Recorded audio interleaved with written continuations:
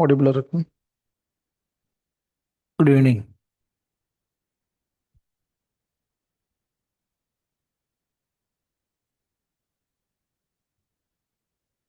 So we planned for Gandhian phase, but Gandhian phase கொஞ்சம் time எடுக்கும். அதனால இன்னைக்கு thought of taking another topic.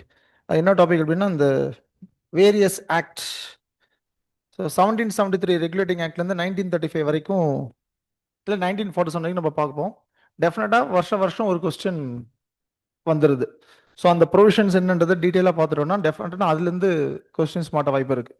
அடுத்த ஹிஸ்ட்ரி செஷனில் will have Gandhian phase. Gandhian phase எப்படி ஒரு 1 or 2 கிளாஸஸ் கிட்ட போயிடும். அதுக்கப்புறம் இருக்கிற கிளாஸில் வந்து இது வரைக்கும் டச் பெருசாக பண்ணியிருக்க மாட்டோம். For example, Congress socialist party, அதுலேருந்து கொஸ்டின்ஸ் கேட்டிருக்காங்க. ஆனால் என்ன, ஒரு தடவை கேட்டிருக்காங்க, 2 தடவை கேட்டிருக்காங்க, அதுக்கு மேலே கிடையாது. அந்த மாதிரி என்னென்ன டாபிக் இருக்குன்றதை பார்த்து அதை ஒரு தடவை டச் பண்ணிவிடுவோம். ப்ளஸ் அந்த சிடிஎஸ் எக்ஸாம், என்டி, அதுலேயுமே பார்த்தா அகெயின் அண்ட் அகெயின் இதில் பார்த்த கொஸ்டின்ஸ் தான் மேஜராக ரிப்பீட் ஆயிருக்கு. பெருசாக டிஃப்ரென்சஸ் இல்லை.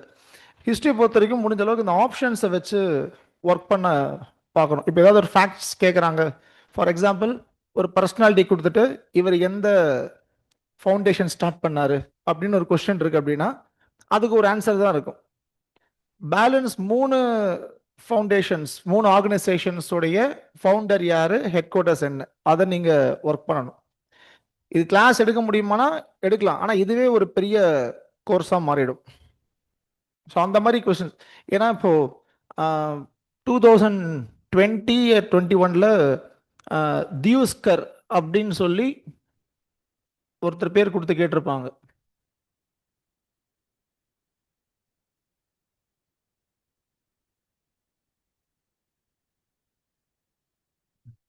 ஓகே, இவர் வந்து ஒரு பெங்காலி ரைட்டர்.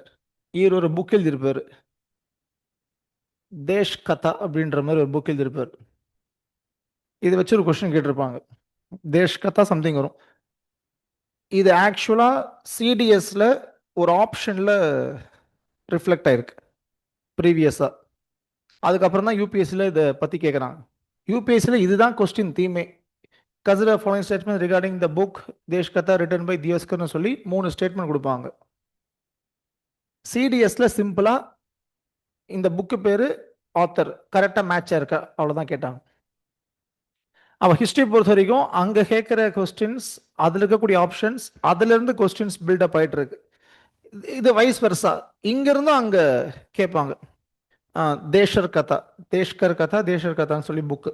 ஸோ இது வந்து சிடிஎஸ்ல கேட்டிருக்காங்க, சிடிஎஸ்ல என்டிஏல கேட்டிருக்காங்க. But civil service UPSC conduct பண்ணுற எக்ஸாம் தான். ஸோ அது நம்மளுக்கு ஒரு ஒரு ஒரு டைரக்டிவ் மாதிரி. ஸோ அது நம்மளுக்கு ஹெல்ப் பண்ணும். ஸோ அதுவும் we have collected it. So சப்சீக்வெண்ட்டில் we will cover topics in such a way. So அதில் என்னென்னலாம் இருக்குன்னு பார்த்து அது எல்லாமே பார்த்துருவோம். ஓகே, ஸோ இன்றைக்கி வந்து இந்த ஃபுல் அண்ட் ஃபுல் ஆக்ட் அதை பேஸ் பண்ணிருக்கக்கூடிய பிவைக்யூஸ் பார்த்துருவோம். Then probably by next week time we will start releasing material for each and every classes. ஒவ்வொன்றா மெட்டீரியல் வந்து ஒரு ஒரு ஒரு ஒரு டைரக்டிவாக பாருங்கள். ஜஸ்ட் ஒரு ஒரு கிளான்ஸ் மாதிரி இருக்கட்டும், அதை போட்டு நீங்கள் திரும்ப பைலப் பண்ணிக்க வேண்டாம். CDS compared to PYQ for history we will provide. The CDS கேட்டு last 5 years we have collected it. ஹிஸ்ட்ரிக்கு ஓகே, பிரச்சனை இல்லை. அதே மாதிரி மற்றது எல்லாமே ரெலவெண்ட்டாக இருக்காது. இப்போ எக்கனாமிக்ஸில் நீங்கள் சிடிஎஸ் கொஸ்டின் பார்க்கறதுக்கும் யூபிஎஸ்சி சிவில் சர்வீஸ் பார்க்கறதுக்கும் பெருசாக ஹெல்ப் பண்ணாது. அங்கெல்லாம் ரொம்ப பேசிக்காக கேட்பாங்க, இங்கெல்லாம் ரொம்ப கான்செப்ஷுவலாக கேட்பாங்க. ஸோ அதனால் அது ஹெல்ப் பண்ணாது. என்விரான்மெண்ட் அதே தான், அங்கே ரொம்ப டைரெக்டாக இருக்கும், இங்கே அப்ளிகேஷன் ஓரியன்டாக இருக்கும். கரண்ட் அஃபேர்ஸ்லாம் பார்த்தீங்கன்னா அங்கே மிலிட்ரி எக்ஸசைஸ்லாம் பற்றி அதிகமாக கேட்பாங்க. புதுசாக ஏதாவது மிசைல்ஸ் இருக்குன்னு அதை பற்றி கேட்பாங்க. So more and more defence ரிலேட்டடாக இருக்கும் சிடிஎஸில். அது வந்து ஒரு ப்ராக்டிஸ்க்கு ஓகே, அதையே நீங்கள் யாப்ஸ்டிக்காக யூஸ் பண்ண முடியாது. But for history and polity இது ரெண்டுத்துக்கும் அதை யூஸ் பண்ணலாம். பாலிட்டி ரொம்ப பேசிக்ஸாக இருக்கும், டைரெக்டாக புக்லேருந்து கேட்குற மாதிரி இருக்கும். ஹிஸ்ட்ரியில் வந்து நமக்கு ஒரு கன்ஃபைன்டு ஏரியா கிடையாதுல்ல, தொட்டு தொட்டு தொட்டு போய்கிட்டே இருக்குல்ல. ஸோ அந்த மாதிரி ஒரு அவுட் ஆஃப் ரெக்கமெண்டட் புக்ஸ் தாண்டி போகும்போது என்ன பண்ணுறதுன்னும் போது இந்த மாதிரி சோர்சஸ் மூலிமா நீங்கள் பார்த்துக்க முடியும். சிசேட் தனியாக வருங்க, டோன்ட் வரி. ரஃப் டைமண்ட்ஸ்குள்ளே சிசேட்டும் இன்க்ளூட் பண்ணிவிடுவோம். அதே மாதிரி those who have not joined Rough Diamonds prelims group, tomorrow morning we will once again reopen Google form. அந்த கூகுள் ஃபார்மை 24 ஹவர்ஸ்க்குள்ளே சப்மிட் பண்ண போகிறாங்க. அதை பேஸ் பண்ணி ஃப்ரெஷ் ரிக்வெஸ்ட் அனுப்புவோம். அதுக்கப்புறம் link will be posted only in the respective group. அந்த moment தான் அந்த லிங்க் வர மாதிரி இருக்கும். Recording recordings we will checking possibility of uploading in the portal. போர்ட்டலில் அது தனியாக இருக்கிற மாதிரி நீங்கள் போர்ட்டலுக்குள்ளே லாகின் பண்ணி பார்க்குற மாதிரி தான் we are trying possibility. Mostly in a day or two we will give confirmation for that also. Optionals இருக்குது அப்படின்னா அது மட்டும் டைமிங் மாற்றுறது quite difficult. That you have to plan on it. Desher கதா அதான். Okay, so will start session.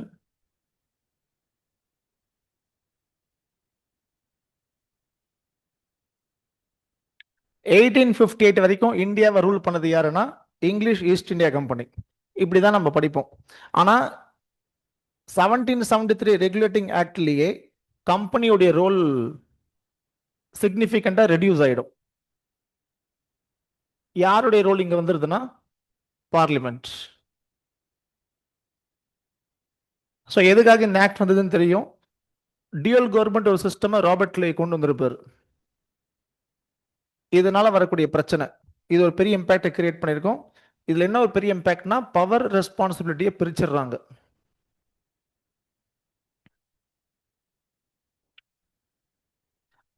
அது overall சிஸ்டத்தையே collapse பண்ணிடுது. இதோடைய இம்மிடியேட் கான்சிக்வன்ஸ் தான் பெங்கால் ஃபெமைன் 1770. அதுக்கப்புறம் company started to experience loss. So வேற வழி இல்லாமல் கம்பெனி அவங்கள காப்பாற்றிக்கிறதுக்காக கம்பெனியுடைய கோர்ட் ஆஃப் டைரக்டர்ஸ்ன்ற பாடி லோன் அப்ளை பண்ணுவாங்க. They requested for 1 million sterling pounds. British parliament இந்த ரிக்வெஸ்ட்டை ஏற்றுக்கிட்டு 2 சட்டம் கொண்டு வருவாங்க. ஒரு சட்டம் என்னன்னா லோன் சாங்ஷன், இன்னொரு செக்ஷன் தான் ரெகுலேட்டிங் ஆக்ட். ஸோ 2 ஆக்ட் வந்துடும். அந்த ரெகுலேட்டிங் ஆக்ட் மூலயமா parliament East India company regulate பண்ணும். அது மூலயமா இந்தியன் அட்மினிஸ்ட்ரேஷனை ரெகுலேட் பண்ண ஆரம்பிக்கிறாங்க. எப்போ இந்த ஆக்ட் வருதோ இதுலேருந்தே கம்பெனியோடைய ஆட்டோனமி ரெடியூஸ் ஆக ஆரம்பிச்சு கொஞ்சம் கொஞ்சமாக ரெடியூஸ் ஆகி 1858 கம்ப்ளீட்டாக போயிடுச்சு. ஸோ இதுதான் இந்த background for the enactment of this act. Recording will not be provided. We are thinking of uploading in the portal.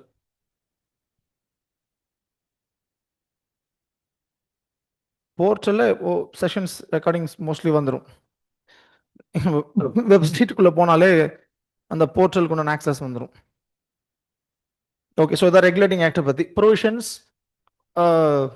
கல்கட்டாவில் governor general of Bengal அப்படின்னு ஒரு ஆஃபீஸை கிரியேட் பண்ணுவாங்க. இவர் அசிஸ்ட் பண்ணுறதுக்காக 4 members இருக்கக்கூடிய எக்ஸிக்யூட்டிவ் கவுன்சில். இந்த governor general of Bengal executive council இன்னொன்று பேர் என்ன சொல்லுவோம்னா சுப்ரீம் கவுன்சில் அட் கல்கட்டா.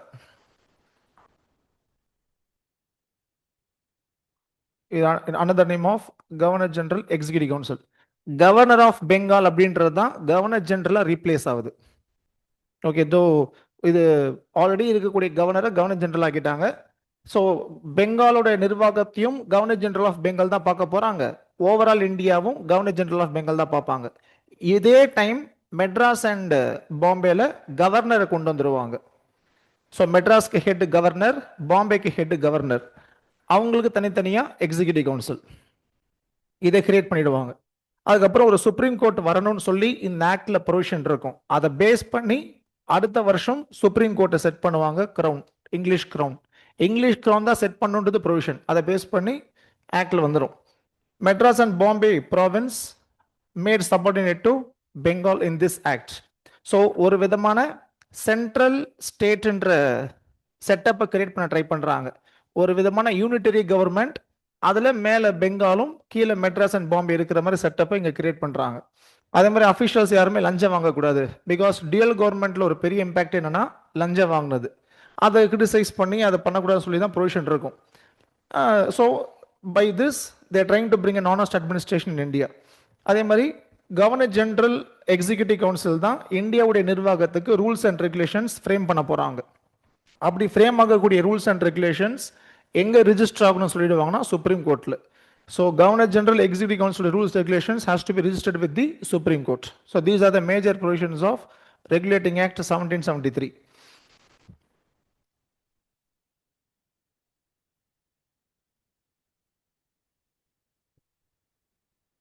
இந்த இடத்துல லஞ்சம் வாங்கக்கூடாதுன்னு சொல்லியிருப்பாங்க, ஆனாலும் இதுக்கப்புறம் லஞ்சம் வாங்குவாங்க.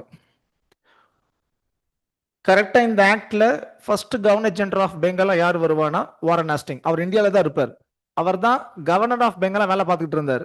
ஆக்ட் வரும்போது he became governor general of Bengal. Remaining 4 பேருமே இங்கிலாந்துல இருந்து கிளம்பி இந்தியாவுக்கு வருவாங்க. அந்த நேம் சொல்ல டீட்டெயிலாக தேவைப்படுது, கேட்டது கிடையாது. பட் வாரன் ஹாஸ்டிங் நேம் தெரியணும். Warren Hastings known for his corruption, corrupt to the court. அதனால இந்த ப்ரொவிஷன் இம்ப்ளிமெண்ட் ஆகாது. யார் வந்ததுக்கு அப்புறம் இது ப்ராப்பரா இம்ப்ளிமெண்ட் ஆகும்னா கார்ன்வாலிஸ். கார்ன்வாலிஸ் கம்ப்ளீட்டா கரப்ஷனை ஸ்டாப் பண்ணுவார். அது மட்டும் இல்லாம இதுக்கு உண்டான காரணம் என்னன்னு பார்ப்பாரு. காரணம் வந்து லோ சேலரி. கார்ன்வாலிஸ் எல்லாருக்கும் சேலரி ஏத்திடுவார் கம்பெனி அஃபிஷியல்ஸ்க்கு. So by doing this he try to curtail corruption. No doubt இந்த ஆக்ட் வந்த கையோட பிரைவேட் ட்ரேட்ன்ற கான்செப்ட் அபாலிஷ் ஆயிடும். டியூயல் கவர்மெண்ட்டும் அபாலிஷ் ஆயிடும். இதுக்கப்புறம் பிரைவேட் ட்ரேட் கிடையாது அப்படின்றவாங்க. ஆனாலும் லஞ்சம் இருந்தது. இங்க இருக்கக்கூடிய நேட்டிவ்ஸ் கிட்ட லஞ்சம் வாங்கிட்டு இருந்தாங்க.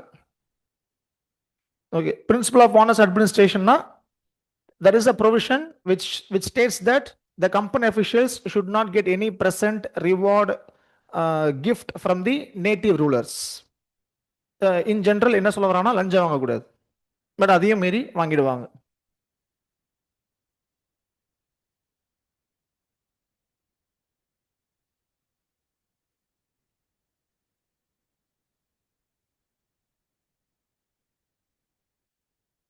ஓகே, ஸோ இதான் இந்த கவர்னர் ரெகுலேட்டிங் ஆக்ட் பற்றி பேசிக் informations.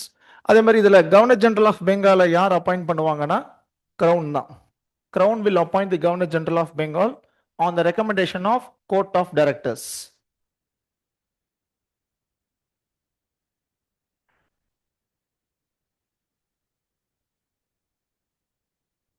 Governor of Madras, Governor of Bombay இப்பதான் கிரியேட் பண்ணப்படுது. Okay, recommendation of court of directors தான் அப்பாயிண்ட் பண்ணுவாங்க. ரிமூவல் ப்ராசஸும் same. Crown can remove on the recommendation of court of directors. இதெல்லாம் அப்படியே நம்மளுடைய ஜிஎஸ் நோட்ஸ்ல இன்டகிரேட் பண்ணிடுங்க, எக்ஸ்ட்ரா பாயிண்ட்ஸ் எதுவாக இருந்தாலும். ஓகே, இதை பேஸ் பண்ணி ஒரு கொஸ்டின் கேட்டிருப்பாங்க previous year. Warren Hastings was the first Governor General who was established a regular police force in India on the British pattern. Okay, correct.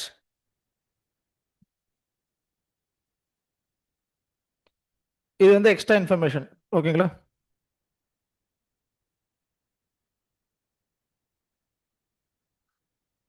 Okay, first statement is correct.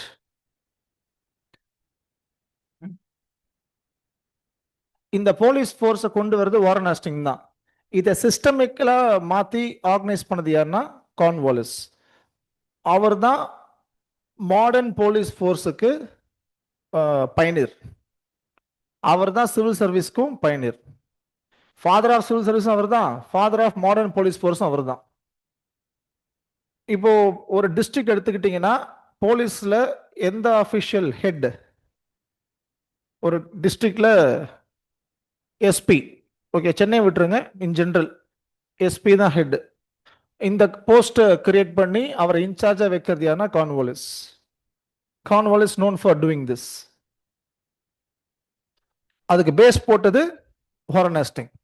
அதே மாதிரி கலெக்டர்ன்ற போஸ்டுடைய beginning can be traced to company administration. அதுல கலெக்டருக்குன்னு revenue collection ஒர்க்கை கொடுத்து பார்த்தது யாருன்னா வாரன் ஹாஸ்டிங் தான். ஆனா அதே கலெக்டர் ரெவென்யூவும் பார்த்தாரு, அட்மினிஸ்ட்ரேஷன் ஆஃப் ஜஸ்டிஸும் பார்த்தாரு, எல்லாம் இருந்தது. அவருடைய ரோல் ப்ராப்பரா டிஃபைன் ஆகல. யார் வந்து அதை ப்ராப்பரா டிஃபைன் பண்றானா கார்ன்வாலிஸ். அதனாலதான் Cornwallis father of civil service அப்படின்றோம். சிவில் சர்வெண்ட்ன்றதுக்கு என்ன work? Civil servant mainly focus on execution. Law மேக்கிங்கோ ஜுடிஷியரியோ வராது.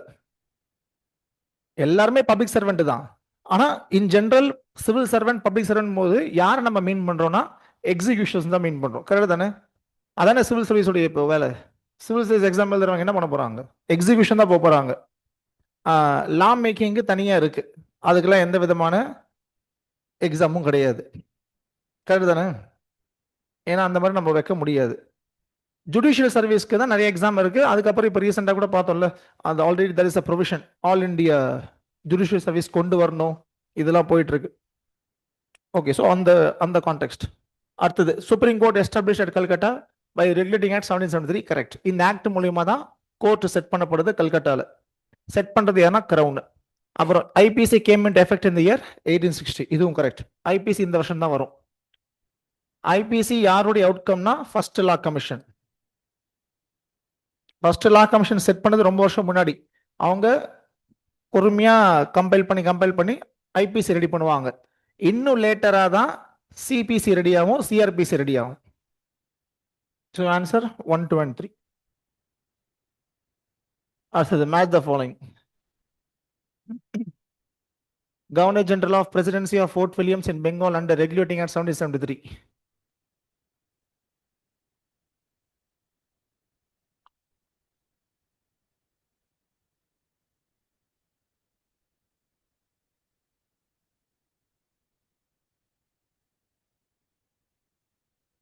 ஃபுல்லாக அந்த உங்க நேம் போட்டானு இல்லை பார்ப்போம். Charter act 1833 governor general. I think இது மாறி. Governor general and viceroy of India 1858 Canning.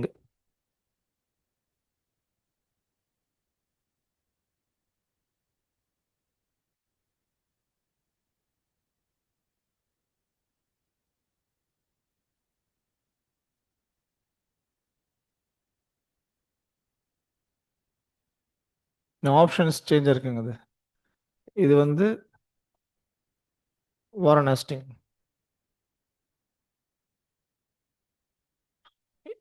இது வில்லியம் பென்டிக்.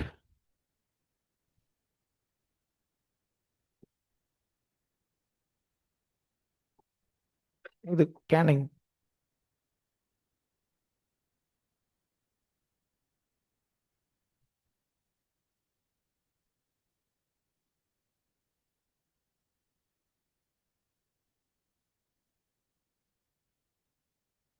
Lord Wellington.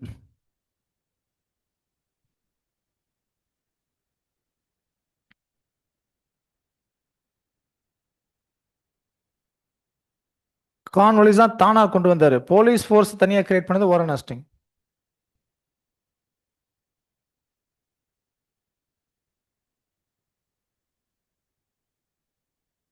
அதை மாடர்னைஸ் பண்றது கான்வாலிஸ்.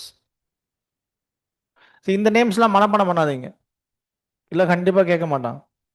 இது ரொம்ப அவுடேட்டட் கொஸ்டின். இந்த நேம்ஸ் தெரிஞ்சா போதும். இதை கேட்க வாய்ப்பு இருக்கு. யார் ஃபர்ஸ்ட் கவர்னர் ஜெனரல் அது கேட்கலாம். அவங்க பேரை இந்த மாதிரி ட்விஸ்ட் பண்ணிலாம் கேட்க மாட்டாங்க. ஓகே, அடுத்தது Pitt's India act. Pitt's India ஆக்டுக்கு முன்னாடி ஒரு ஆக்ட் வரும், அதுக்கு பேர் தான் amending act 1781. Amending act of 1781. அது ஏன் அமெண்டிங் ஆக்ட்னு பேருனா ரெகுலேட்டிங் ஆக்ட் அதை அமெண்ட் பண்ண போகுது, அதனால அதுக்கு பேர் amending act. Also known as declaratory act, also known as act of settlement.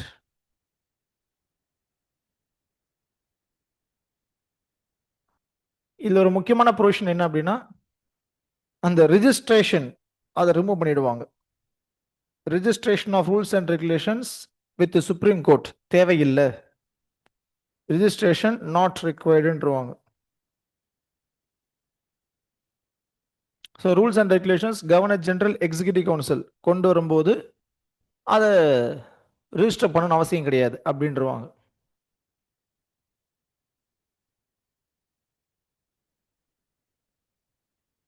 இது ஒரு முக்கியமான provision of this amending act. So இதனால சுப்ரீம் கோர்ட்டுக்கும் கவர்னர் ஜெனரல் எக்ஸிக்யூட்டிவ் கவுன்சிலுக்கும் இருக்கக்கூடிய டிஃபரன்சஸ் மறைஞ்சிரும். அதுக்கப்புறம் வரக்கூடிய ஆக்ட் தான் பிட்ஸ் இந்தியா ஆக்ட். பிட்ன்றது பையனுடைய பேர், வில்லியம் பிட். அவர் இந்த பில் இன்ட்ரடியூஸ் பண்றதுனால அவர் பேரே வந்துடும். Bits India bill later become bits India act 1784. எதுக்காக இந்த ஆக்ட் வருதுன்னா ரெகுலேட்டிங் ஆக்ட்ல நிறைய ப்ராப்ளம் இருக்கும். அதை ரெக்டிஃபை பண்றதுக்கு ஒரு ஸ்பெஷல் ஆக்ட் தேவை. அதனால தான் இந்த ஆக்ட் வருது. அடுத்தது ஆங்கிலோ மராத்தா வார் நடந்திருக்கும். First Anglo Maratha war. இதனால நிறைய லாசஸ் வரும் கம்பெனிக்கு. மறுபடியும் company applied for 1 million sterling pounds loan. So இந்த வாட்டி பிரிட்டிஷ் பார்லிமெண்ட் லோனையும் கொடுத்து இன்னொரு ஆக்டையும் கொடுப்பாங்க. இந்த ஆக்ட்ல தான் மெஜாரிட்டி ஆஃப் கம்பெனியுடைய பவர்ஸை பார்லிமெண்ட் எடுத்துரும். Okay, so provisions. இதில் ஒரு ஸ்பெஷல் போர்டு கான்ஸ்டியூட் பண்ணுவாங்க. அதுக்கு பேர் தான் board of control. It consist of 6 members. 6 பேர் இருப்பாங்க. அதுல ஒருத்தர் பிரசிடென்ட். President plus 5. பிரசிடென்ட் அப்படின்றவங்க invariably member of parliament. Okay, cabinet ரேங்க்ல இருக்கிற ஆளா இருப்பாங்க. ஓகே, ஸோ அது ஒரு முக்கியமான பாயிண்ட். அதே மாதிரி ஃபங்க்ஷன்ஸ் டிஃபரன்சியேஷன்ஸ் நடந்துடும் இந்த இடத்துல. Board of control, court of directors என்ன ஏது அப்படின்னு சொல்லி ஃபங்க்ஷன்ஸ் டிஃபரன்சியேஷன்ஸ் நடந்துடும். இது இவங்க பண்ணுவாங்க, இது பண்ணுவாங்கன்ட்டு. சிவில் மிலிட்டரி அப்படின்ற ஃபங்க்ஷன்ஸ் என்ன ஏது, அது யார் கண்ட்ரோல், இது யார் மேனேஜ் பண்ணுவா, இது எல்லாமே இந்த ஆக்ட்ல கிளியர் கட்டாக வர ஆரம்பிச்சிடும். எக்ஸிக்யூட்டிவ் கவுன்சிலுடைய ஸ்ட்ரென்த்தை கம்மி பண்ணிடுவாங்க. 4ல இருந்து 3 ஆக்கிடுவாங்க. ஸோ கவர்னர் ஜெனரல் பிளஸ் 3 மாறும். அதே மாதிரி Madras and Bombay made subordinate to Bengal in the matters of war, peace,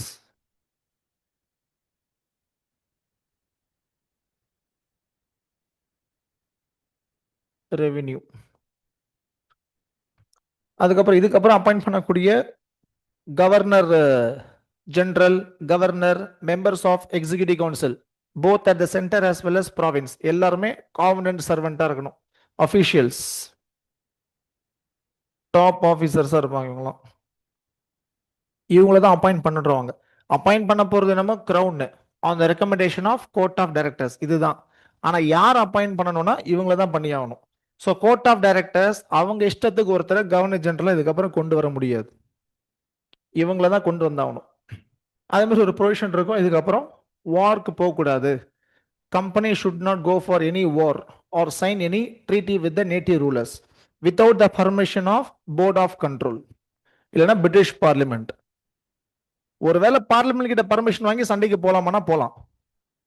இல்லாத பட்சத்தில் தனிப்பட்ட முறையில் அவங்கள எதுவுமே பண்ணக்கூடாது. அதனால அதை ஸ்டாப் பண்ணிடுவாங்க.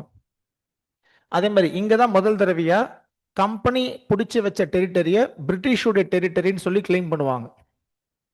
So the possessions of company is also known as British possessions in India. So இதில் கம்ப்ளீட்டா company board of control supervision கீழே வந்துடும். ஸோ போர்ட் ஆஃப் கண்ட்ரோல் என்ன சொல்லுதோ அதை கம்பெனி கேட்குற மாதிரி. இதுக்கு முன்னாடி பிரிட்டிஷ் பார்லிமெண்ட் பண்ண வேலையை தான் போர்ட் ஆஃப் கண்ட்ரோல் பண்ண போகுது. ஸோ இந்த அரேஞ்ச்மெண்ட் மூலியமா ஒரு டியூவல் கவர்மெண்ட் அரேஞ்ச்மெண்ட் வந்துடும். Dual government act London.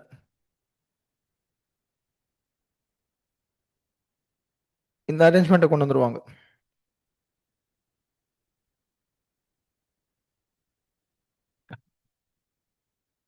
So இந்தியான்ற என்டிட்டியை court of டைரக்டர்ஸும் manage பண்ணுவாங்க, போர்ட் ஆஃப் கண்ட்ரோலும் பண்ணுவாங்க. ஸோ இந்தியான்ற என்டிட்டியை 2 பேர் கண்ட்ரோல் பண்ண போறாங்க. ஒரு என்டிட்டியை 2 பேர் கண்ட்ரோல் பண்ணாலே that is called dual government. Dual கவர்மெண்ட்னா 2 கவர்மெண்ட்னு அர்த்தம். கோர்ட் ஆஃப் டைரக்டர்ஸ் ஒரு அரசாங்கம் மாதிரி, போர்ட் ஆஃப் கண்ட்ரோல் ஒரு அரசாங்கம் மாதிரி. போர்ட் ஆஃப் கண்ட்ரோல் தான் மோஸ்ட் பவர்ஃபுல். ஸோ ரெண்டுமே கண்ட்ரோல் பண்ணும். ஆனால் சிஓடியும் இன்ஸ்ட்ரக்ஷன்ஸ் கொடுப்பாங்க. ஓகே, ஸோ அதான் இந்த பிட்ஸ் இந்தியா ஆக்டை பத்தி. இதுக்கப்புறம் ஒரு ஆக்ட் வரும். That is called act of 1786. இது ரொம்ப சிம்பிளான ஆக்ட். கார்ன்வாலிஸ்க்காக கொண்டு வரப்பட்ட ஒரு சட்டம். அவர் 2 பவர் கேட்பார். ஒன்னு to over right the governor general executive council. 2வது நான் தான் கவர்னர் ஜெனரல், நான் தான் கமாண்டர் இன் சீஃப். இது ரெண்டுமே ப்ரொவிஷனா மாத்தி ஆக்டா கொண்டு வருவாங்க கார்ன்வாலிஸ்க்காக. அப்போ ஃபர்ஸ்ட் டைம் இல்லைன்னா throughout company rule both governor general commander in சீஃபா இருந்தது யாருன்னா கார்ன்வாலிஸ் தான். டியூயல் கவர்மெண்ட் சேம் தான், டபுள் கவர்மெண்ட் சேம் தான், டயர்கி சேம் தான். டெரிட்டரி பொசஷன், அதாவது கம்பெனி இந்தியால பிடிச்சி வச்சிருக்கிறது கம்பெனி டெரிட்டரி கிடையாது, பிரிட்டிஷோடைய டெரிட்டரி அப்படின்னு கிளைம் பண்றாங்க. பிஓசி எல்லாமே கேபினெட் கிடையாது, பிஓசி ஹெட் மட்டும் தான் cabinet, not all. Okay, so 1786 act அப்படின்றது வெரி சிம்பிள். கார்ன்வாலிஸ் இந்தியாவுக்கு கவர்னர் ஜெனரலா வரணுன்றதுக்காக அவரை போய் கேட்பாங்க. கார்ன்வாலிஸ் கிட்ட போய் நீங்க இந்தியாவுக்கு கவர்னர் ஜெனரலா போங்கன்ட்டு. அவர் என்ன சொல்லுவாரு, நான் போகணும்னா எனக்கு ரெண்டு கண்டிஷன். ஒன்னு, I have to override the council and take decision, இது ஒரு கண்டிஷன். ரெண்டாவது, I will be governor general plus commander in chief. இது ரெண்டுத்தையுமே ஃபுல்ஃபில் பண்ற மாதிரி ஆக்ட் வரும். ஓகே, ஸோ இதுக்கப்புறம் there was great demand in England to abolish the monopoly rights of the company. அதுக்கு என்ன முக்கியமான காரணம்னா success of IR, success of IR, industrial ரெவல்யூஷனுடைய சக்சஸ். இதை தாண்டி இந்த காலகட்டத்தில் ஒரு நியூ எக்கனாமிக் ஸ்கூல் எமர்ஜ் ஆகும். அதை ப்ரப்போண்ட் பண்றவங்க பேரு பிசியோக்ராட்ஸ். இந்த பிசியோக்ராட்ஸ்ன்றவங்க யாருன்னா இன்டர்வென்ஷன் ஆஃப் ஸ்டேட் எக்கனாமியில் இருக்கக்கூடாதுன்றவங்க. The physiocrats were the thinkers, economical thinkers, philosophers. They advocate separation of government from economy. இவங்க தான் பிசியோக்ராட்ஸ்.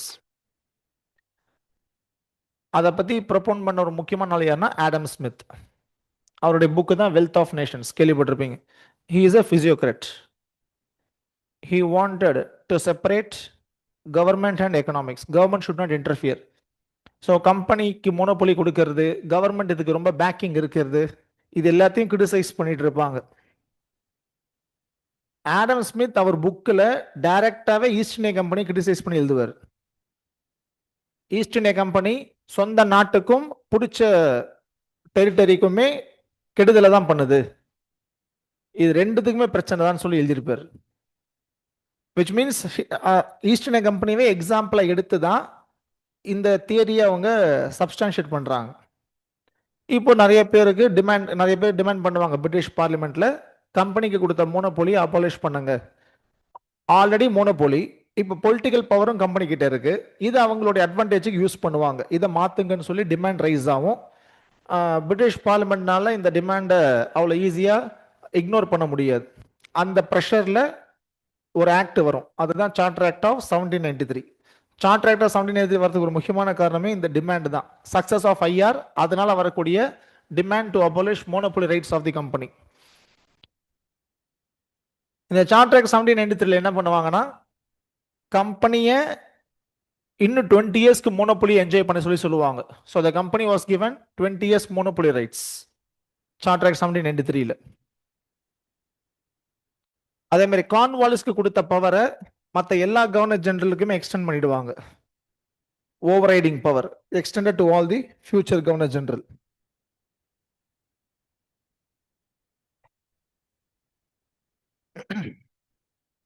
Whenever Governor General goes to Madras or Bombay, then he will override Governor of Madras or Bombay.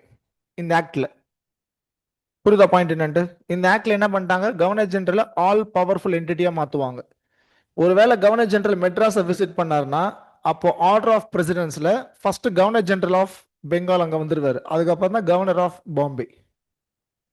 For example, மெட்ராஸ்ல இன்னைக்கு ஒரு பெரிய function நடத்துறாங்க, அதுக்கு governor general of Bengal வராருன்னா அவருக்கு தான் ஃபர்ஸ்ட் முன்னுரிமை, அப்புறம் தான் கவர்னர் ஆஃப் மெட்ராஸ்க்கு. ஒருவேளை கவர்னர் ஜெனரல் ஆஃப் பெங்கால் வரல அப்படின்னா கவர்னர் ஆஃப் மெட்ராஸ்க்கு தான் முன்னுரிமை.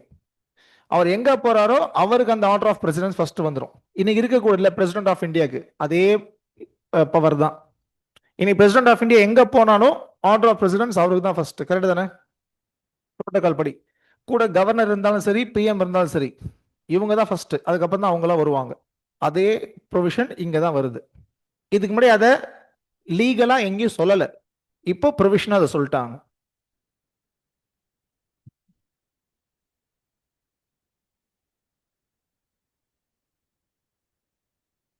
Okay.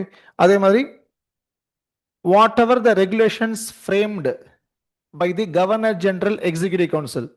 It will be translated as many as languages as possible.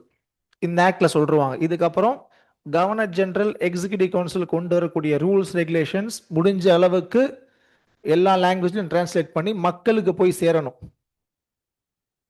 இப்போ எப்படி ஒரு சட்டம் வருதுன்னா மேக்சிமம் அதை பீப்புள் கொண்டு போகிறதுக்காக லோக்கல் லாங்குவேஜில் மாற்றுறாங்க. அந்த கான்செப்ட் இங்கே ஸ்டார்ட் ஆயிடுது. இதுக்கப்புறம் அரசாங்கம் என்ன பண்ணுறதா இருந்தாலும் ரிட்டன் லா மூலியமாக தான் பண்ணணும். இங்கே தான் கவர்மெண்ட் பேஸ்ட் ஆன் ரிட்டன் லா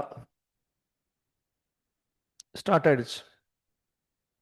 அந்த ரிட்டன் லான்றது யார் பண்ணுறதுன்னா கவர்னர் ஜெனரல் எக்ஸிகியூட்டிவ் கவுன்சில் இல்லைன்னா கவர்னர் எக்ஸிகியூட்டிவ் கவுன்சில். ஸ்டேட்டை பொறுத்த வரைக்கும் கவர்னர், ஓவரால் இந்தியானா கவர்னர் ஜெனரல். இயற்றப்பட்ட சட்டம் மூலியமாக நிர்வாகம் நடக்க வேண்டும் அப்படின்ற கான்செப்ட் இங்க எமர்ஜ் ஆகுது. சிம்பிளா சொல்ல போனா kind of rule of law. அது இங்க தான் ஸ்டார்ட் ஆகுது. கவர்மெண்டோடைய பேஸே அதை வச்சுதான், இந்த லா வச்சுதான் கவர்மெண்டோடைய பேஸ் அப்படின்றது இங்க ஸ்டார்ட் ஆயிடுச்சு. இதுக்கப்புறம் இந்த லான்ற கான்செப்ட் இன்னும் ஸ்ட்ராங்கா ரீஇன்ஃபோர்ஸ் ஆக ஆரம்பிக்கும்.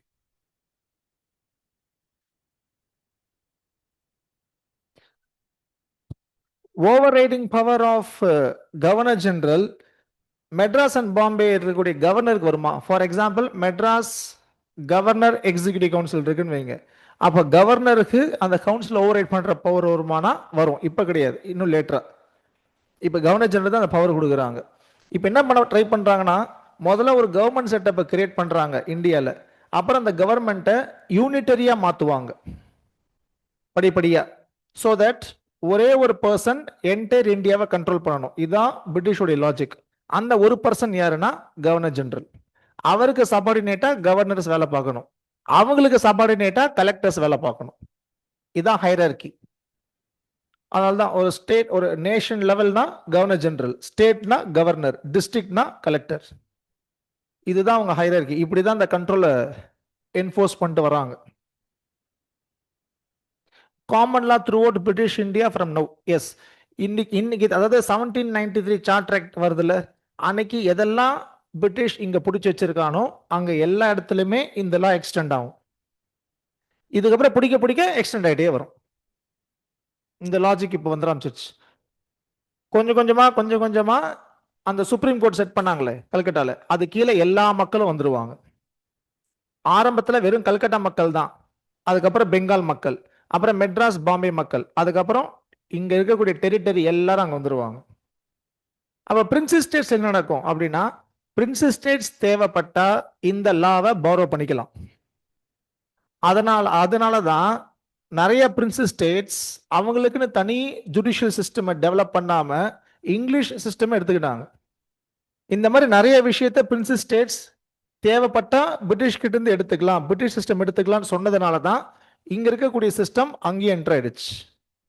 ஈவன் கரன்சி, இப்போ நாம ரூபி யூஸ் பண்ணோம், ஏன்னா பிரிட்டிஷ் தான் அதை ஃபுல்லாக ரெகுலேட் பண்ணுது. எப்படி ரூபி பக்கத்தில் போச்சு? ஏன்னா அவங்க அடாப்ட் பண்ணிக்கிட்டாங்க. அந்த மாதிரி நிறைய விஷயத்தை அடாப்ட் பண்ணிக்கிட்டாங்க. அது ஒரு முக்கியமான ரீசன். இன்டகிரேஷன் அப்போ நமக்கு பெரிய சிக்கல் வரல, இல்லைன்னா அது ஒரு பெரிய சிக்கலா இருக்கும். இப்போ யூரோப்பியன் யூனியனுக்குள்ள ஒரு கண்ட்ரி சேரணும்னா எவ்வளவு கண்டிஷன் இருக்கு, அவ்வளோ ஈஸியா மெம்பர் ஆக முடிய மாட்டேங்குது. ஆனா இங்க டக்குன்னு 500 சொச்ச ஸ்டேட்ஸ் நம்ம சேர்த்தோம். காரணம், most of the principles, procedures எல்லாமே அங்க இருக்கு. ஸோ இன்டகிரேஷன்ல அவ்வளோ டிஃபிகல்ட்டி இல்லை. ஜஸ்ட் ஒரு பொலிட்டிக்கல் பவுண்டரியை ரீஆர்கனைஸ் பண்ணா போதும், முடிஞ்சிடும் வேலை. மற்றபடி எல்லாம் ஆட்டோமேட்டிக்கா அங்க ரீச் ஆயிடுச்சு. Sir, without parliament permission how the extend territory, அதுதான் நம்ம பார்த்துருப்போமே. கான்வாலிஸ் இந்தியாவுக்கு வர்றதே சண்டை போட தான். ஆல்ரெடி ஆக்ட்ல சண்டை போடக்கூடாது சொல்லியிருப்பாங்க, அதையும் மீறி அவர் சண்டை போடுவார். என்ன சொல்லி சண்டை போடுவார்னா, இதுக்கு முன்னாடி போட்ட ட்ரீட்டியோடைய ப்ராமிஸை ஃபுல்ஃபில் பண்றேன்னு சொல்லி சண்டை போடுவார். அப்படிதான் இந்த ஆங்கிலோ மைசூர் வார் வரும், தேர்ட் ஆங்கிலோ மைசூர் வார். அதுக்கப்புறம் it will become a trend. ஏன்னா இதுக்கப்புறம் வரக்கூடிய கவர்னர் ஜெனரல்லாம் கம்பெனி ஆட்கள் கிடையாது, பிரிட்டிஷ் கவர்மெண்ட் ஆட்கள். பேருக்கு ப்ரொவிஷன் படி சண்டை போட மாட்டோம், ஆனா அவனுக்கு வரதே சண்டை போட தான், வரதே அனெக்சேஷன் பண்ணதான். Commander in chief governor general not extended, அது கார்ன்வாலிஸ்க்கு மட்டும்தான். So this is about charter act. So இங்க 20 இயர்ஸ் மோனோபொலி தராங்க, அந்த 20 இயர்ஸ் மோனோபொலி முடியும், அடுத்த ஆக்ட் வரும், அதுதான் 1813 ஆக்ட். இந்த ஆக்ட் வரதுக்கு காரணம் அதே இன்டர்நேஷனல் இண்டஸ்ட்ரியல் ரெவல்யூஷன், இதனால் டிமாண்ட் அதிகமாவது, அபாலிஷ் மோனோபொலி ரைட்ஸ் கேட்குறாங்க.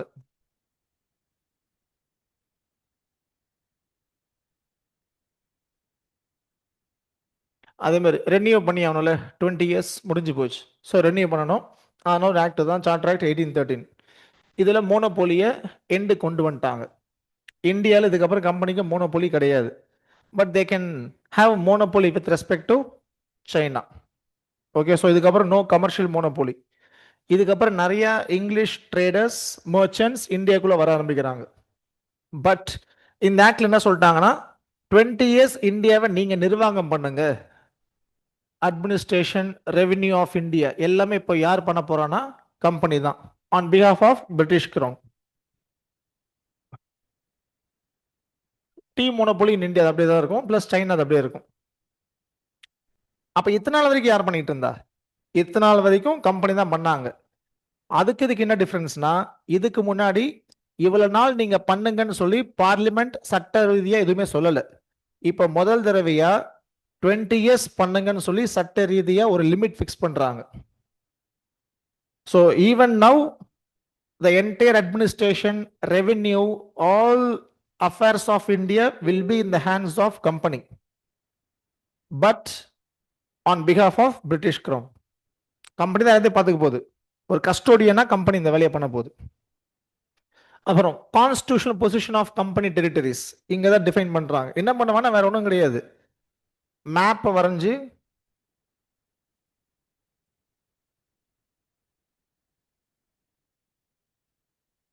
இதெல்லாம் இதில் பிரிட்டிஷ் இது பார்த்துட்டு இதெல்லாம் எங்களோடது அப்படின்னு சொல்லி கிரவுன் கிளைம் பண்ணுவாங்க.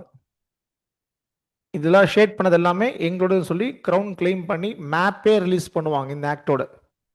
அதுதான் இந்த கான்ஸ்டிடியூஷனல் பொசிஷன், ஹெட்டர்ஸ் பிரிட்டிஷ் கிரவுன் அப்படின்றவாங்க.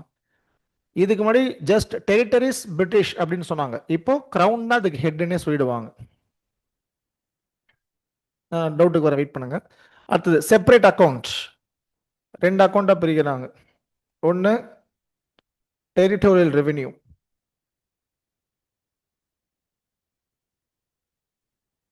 இன்னொன்று commercial transactions.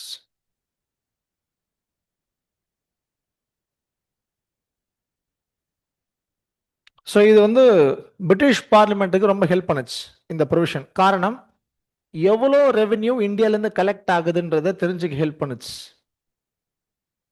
So it help British parliament to estimate the amount of revenue.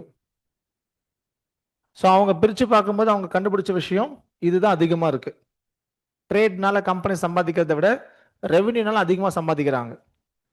கம்பெனியோடைய வருமானம் ரெவென்யூ, டெரிட்டரி ரெவென்யூ அதிகமாக இருக்குது. இது என்னன்னா வேற ஒன்றும் இல்லை, ஜமீன்தார் செட்டில்மெண்ட், ரைத்தோர செட்டில்மெண்ட், அது எல்லாமே.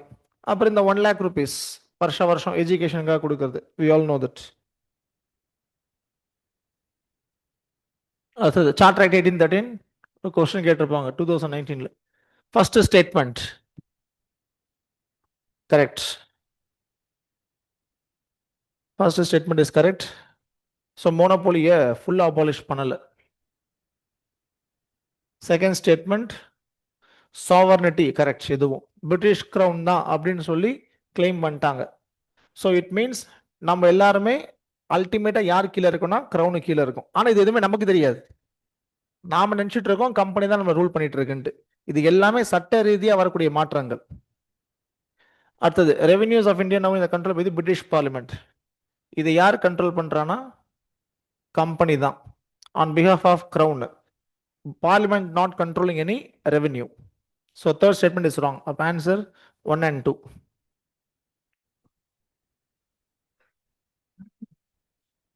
1813 தான் constitutional position of company territories recognise பண்ணப்படுது. அதுதான் இந்த point, sovereignty of crown asserted. Does monopoly also include opium? Tea மட்டும்தான் இந்தியாவில். ஓபியம் யார் வேணாலும் சைனாவில் கொண்டு போய் விற்கலாம், இங்கேருந்து எடுத்துக்கிட்டு போயிட்டு.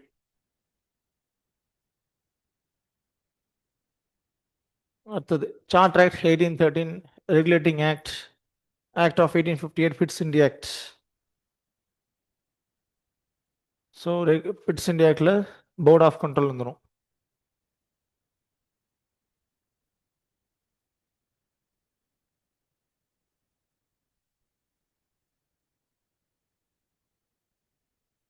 அவ்வளோதான் இந்த answer.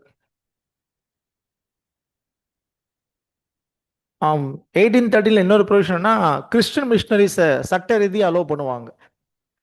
By law they are allowed.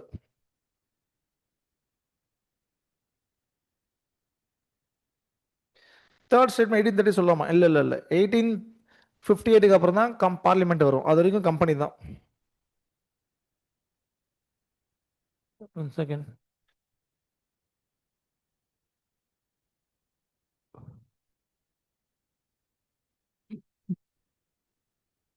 பார்த்துட்டீங்களா? Third statement எந்த சார்ட்டர் ஆக்டுக்கும் கரெக்ட் ஆகாது. எப்போ இது கரெக்ட் ஆகும்னா 1858 ஆக்ட் அண்ட் ஆஃப்டர், அப்போ இந்த தேர்ட் ஸ்டேட்மெண்ட் கரெக்ட். கம்பெனி இருக்கிற வரைக்கும் கம்பெனி தான் எல்லாத்தையும் பண்றாங்க, ஆனா கிரவுன் சார்பாக பண்றாங்க. பார்லிமெண்ட் நம்ம சொல்ல முடியாது. அதுக்கப்புறம் தான் பார்லிமெண்ட் 1858 இருந்தா பார்லிமெண்ட் உள்ள வருது.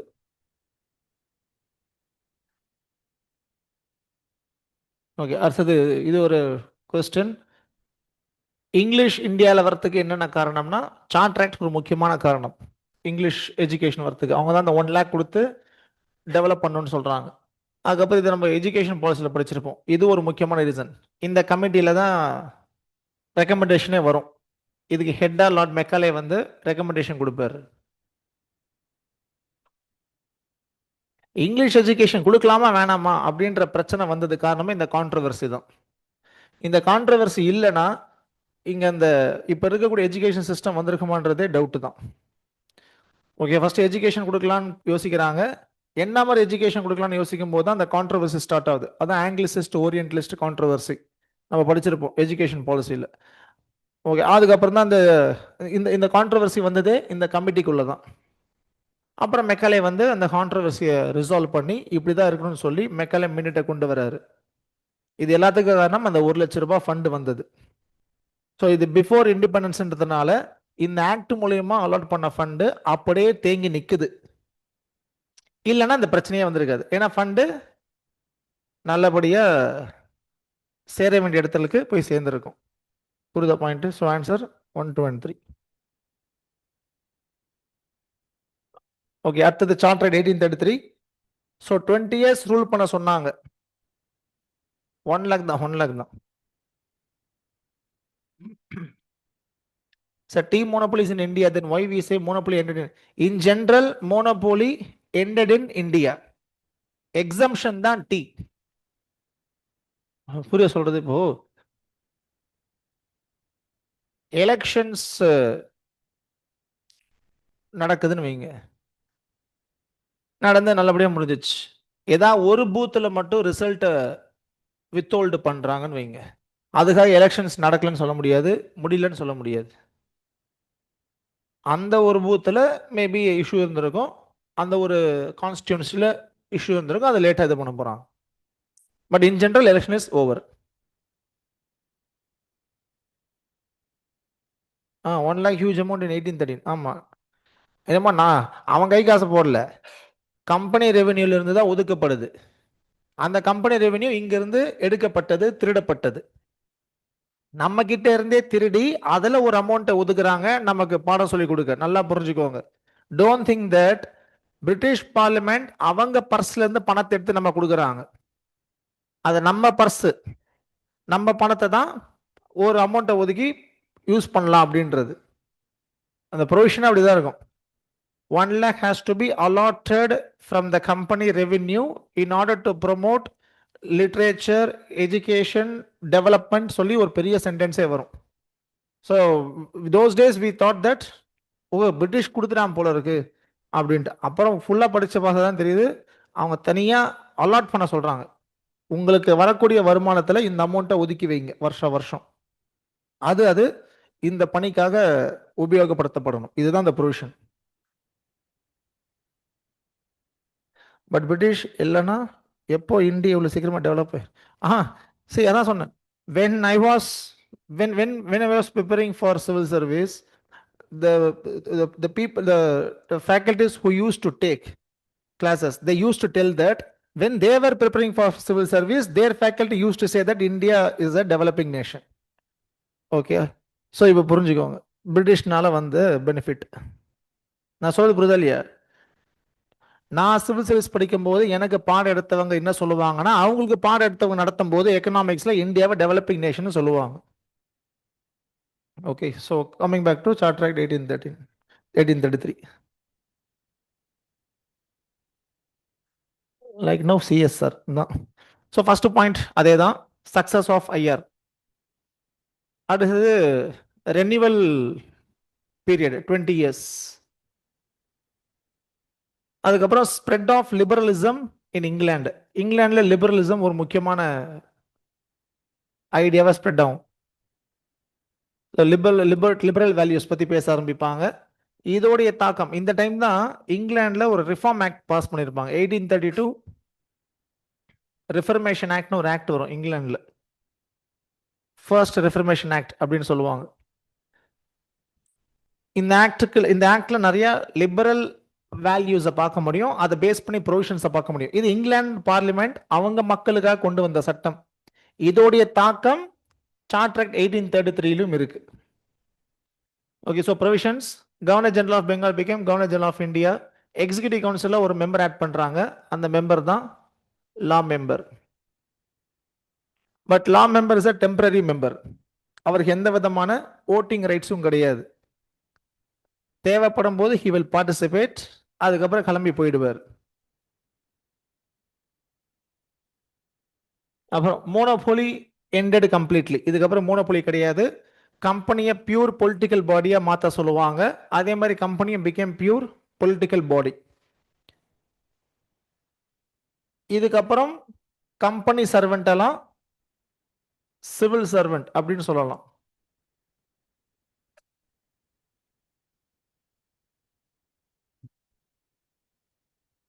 இதுக்கப்புறம் கம்பெனிக்குன்னு தனியா சோர்ஸ் ஆஃப் இன்கம் இருக்காது. ஏன்னா அவங்க ட்ரேட் பண்றதை ஸ்டாப் பண்ணியாச்சு. அதனால கம்பெனியுடைய கடனெல்லாம் யார் எடுத்துப்பாங்கன்னா கவர்மெண்ட் ஆஃப் இந்தியா ஏத்துக்கும்.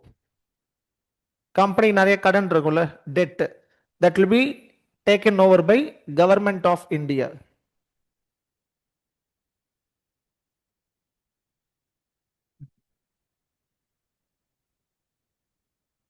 இன்னும் 20 இயர்ஸ் இந்தியாவை நீங்களே நிர்வாகம் பண்ணுங்க அப்படின்ட்டாங்க. யூரோப்பியன்ஸ் இந்தியாவுக்கு வரலாம், எந்த விதமான ரெஸ்ட்ரிக்ஷன்ஸ் இதுக்கப்புறம் இருக்கக்கூடாதுன்னு சொல்லி அந்த ப்ரொவிஷன் கொண்டு வந்துருவாங்க. அப்புறம் சென்ட்ரலைசேஷன் கொண்டு வருவாங்க 3 ஆஸ்பெக்ட்லையுமே. லா மேக்கிங், அட்மினிஸ்ட்ரேஷன், ஃபினான்ஸ், 3த்துலையுமே சென்ட்ரலைசேஷன் இந்த ஆக்ட் கொண்டு வரும். So governor general executive council தான் ஹெட். ஸோ இந்தியா ஒரு சிங்கிள் யூனிட்டா மாறுது இதுக்கப்புறம். அந்த கவர்னர் ஜெனரல் எக்ஸிகியூட்டிவ் கவுன்சில் கீழே கவர்னர் எக்ஸிகியூட்டிவ் கவுன்சில் செயல்படும். ஸோ மேலே கவர்னர் ஜெனரல், அவங்களுக்கு கீழே கவர்னர்ஸ் இருப்பாங்க. ஸோ ஒவ்வொரு கவர்னரும், ஒவ்வொரு ப்ராவின்ஸோட கவர்னரும் consider to be a subordinate officer of governor general. இதான் இந்த பாயிண்ட். இப்போ இன்னைக்கு நீங்க எடுத்துக்கிட்டீங்கன்னா மேலே யார் இருக்கானா பிரைம் மினிஸ்டர், ஸ்டேட் லெவல் யார் இருக்கானா CM. But CM is not subordinate to PM. CM is independent in his own domain. We cannot say CM is subordinate to PM. அப்படிதான் நம்மளுடைய ஃபெடரல் ரிலேஷன்ஸ் ஒர்க் பண்ணுது. ஆனா இங்க கவர்னர் ஜெனரலுக்கு சபார்டினேட்டா கவர்னர் மாறுறாரு இந்த ஆக்ட்ல இருந்து.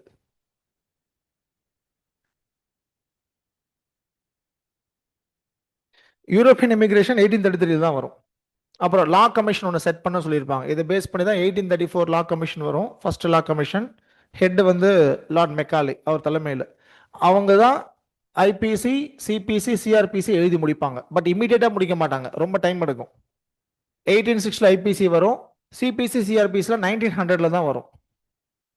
இது வரைக்கும் இருக்கக்கூடிய எல்லா சட்டங்களையும் எடுத்துக்கிட்டு காமன் கோடிஃபிகேஷனை கொண்டு வரதுக்கு தான் இந்த லா கமிஷன். அந்த சட்டம்ல இங்க நம்ம ஃபாலோ பண்ணதும் இருக்கும், கவர்னர் ஜெனரல் எக்ஸிகியூட்டிவ் கவுன்சில் அப்பப்போ கொண்டு வந்த ரெகுலேஷன்ஸும் இருக்கும். இது எல்லாத்தையும் சேர்த்து ஒரு காமன் லா கோடிஃபிகேஷன் பண்ணணுன்றதான் பாயிண்ட்.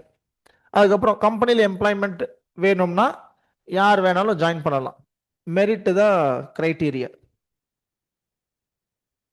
ஸோ இந்தியன் சொல்லி ஒதுக்கக்கூடாது. ஆனால் எப்படி வேலைக்கு ஆள் எடுப்போன்றதை பற்றி இங்கே பேச மாட்டாங்க. So don't think that competitive examination started here. The provision says that no Indian should be disqualified from the employment in the company. That's all. But the process of employment, recruitment can be decided by the company. இப்போ for example ஓட்ட பந்தயத்தில் first வரவங்களுக்கு தான் வேலை அப்படின்னு ஒரு process கொண்டு வரான்னு east India company.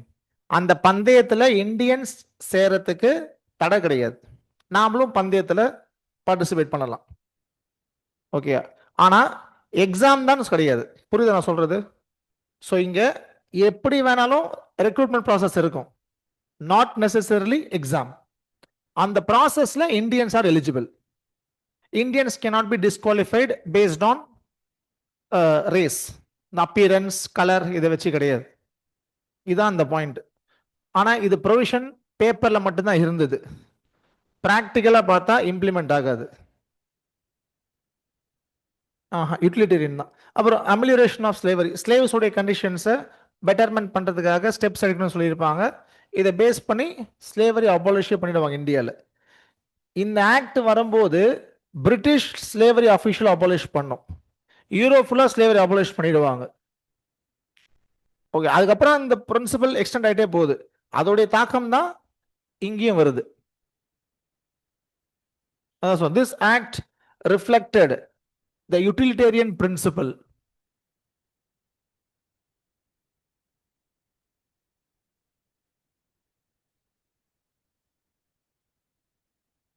Utilitarian principle. Maximum benefit for maximum people. அந்த கான்செப்ட் எத்திக்ஸ்ல இருக்கும்ல. இந்த charter act of 1833.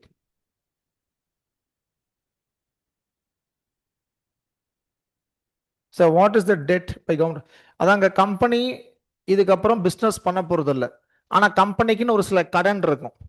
Company share ஹோல்டர்ஸ்க்கு ஒரு சில அமௌண்ட்டை திருப்பி கொடுக்க வேண்டிய ஆப்ளிகேஷன் இருக்கும். இதை எல்லாத்தையும் இப்போ யார் கொடுக்கணும்னா கவர்மெண்ட் ஆஃப் இந்தியா, அவங்க தான் கொடுக்கணும்.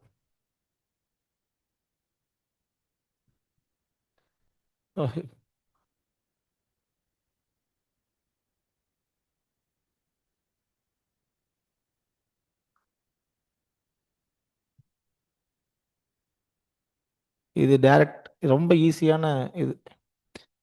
இது எது வரல அப்படின்னு கேட்டிருக்கு. லாஸ்ட் பாயிண்ட் பாருங்க. ஸோ ஆன்சர் டி தான்.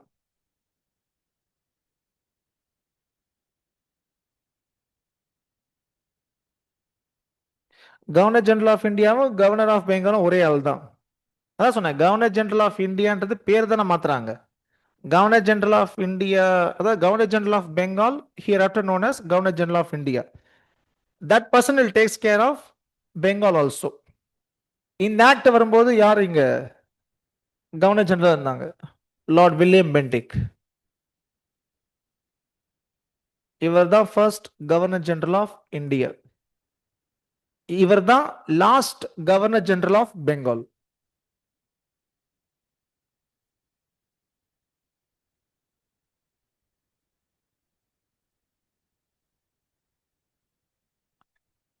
இது இன்னொரு டைரக்ட் கொஸ்டின். சி 2023 கேட்டிருக்கு, போன பிலிம்ஸுக்கு முந்தின பிலிம்ஸ். இந்த கொஸ்டின்லாம் மிஸ்டேக்கே ஆகக்கூடாதுங்க. இதுலயும் மிஸ்டேக் ஆகுதுன்னா that is blunder. Direct question, ரொம்ப ஈஸியான கொஸ்டின். பண்ணியிருந்தீங்கன்னா ஒன்றும் பண்ண முடியாது, விடுங்க, என்ன பண்றது. இதுக்கப்புறம் பண்ணாதீங்க. சம்டைம்ஸ் புல் தடுக்கி விழுறதில்ல, அந்த மாதிரி நினச்சிக்க வேண்டியதுதான். ஓகே, அடுத்தது ஷார்ட் ரைட் 1853.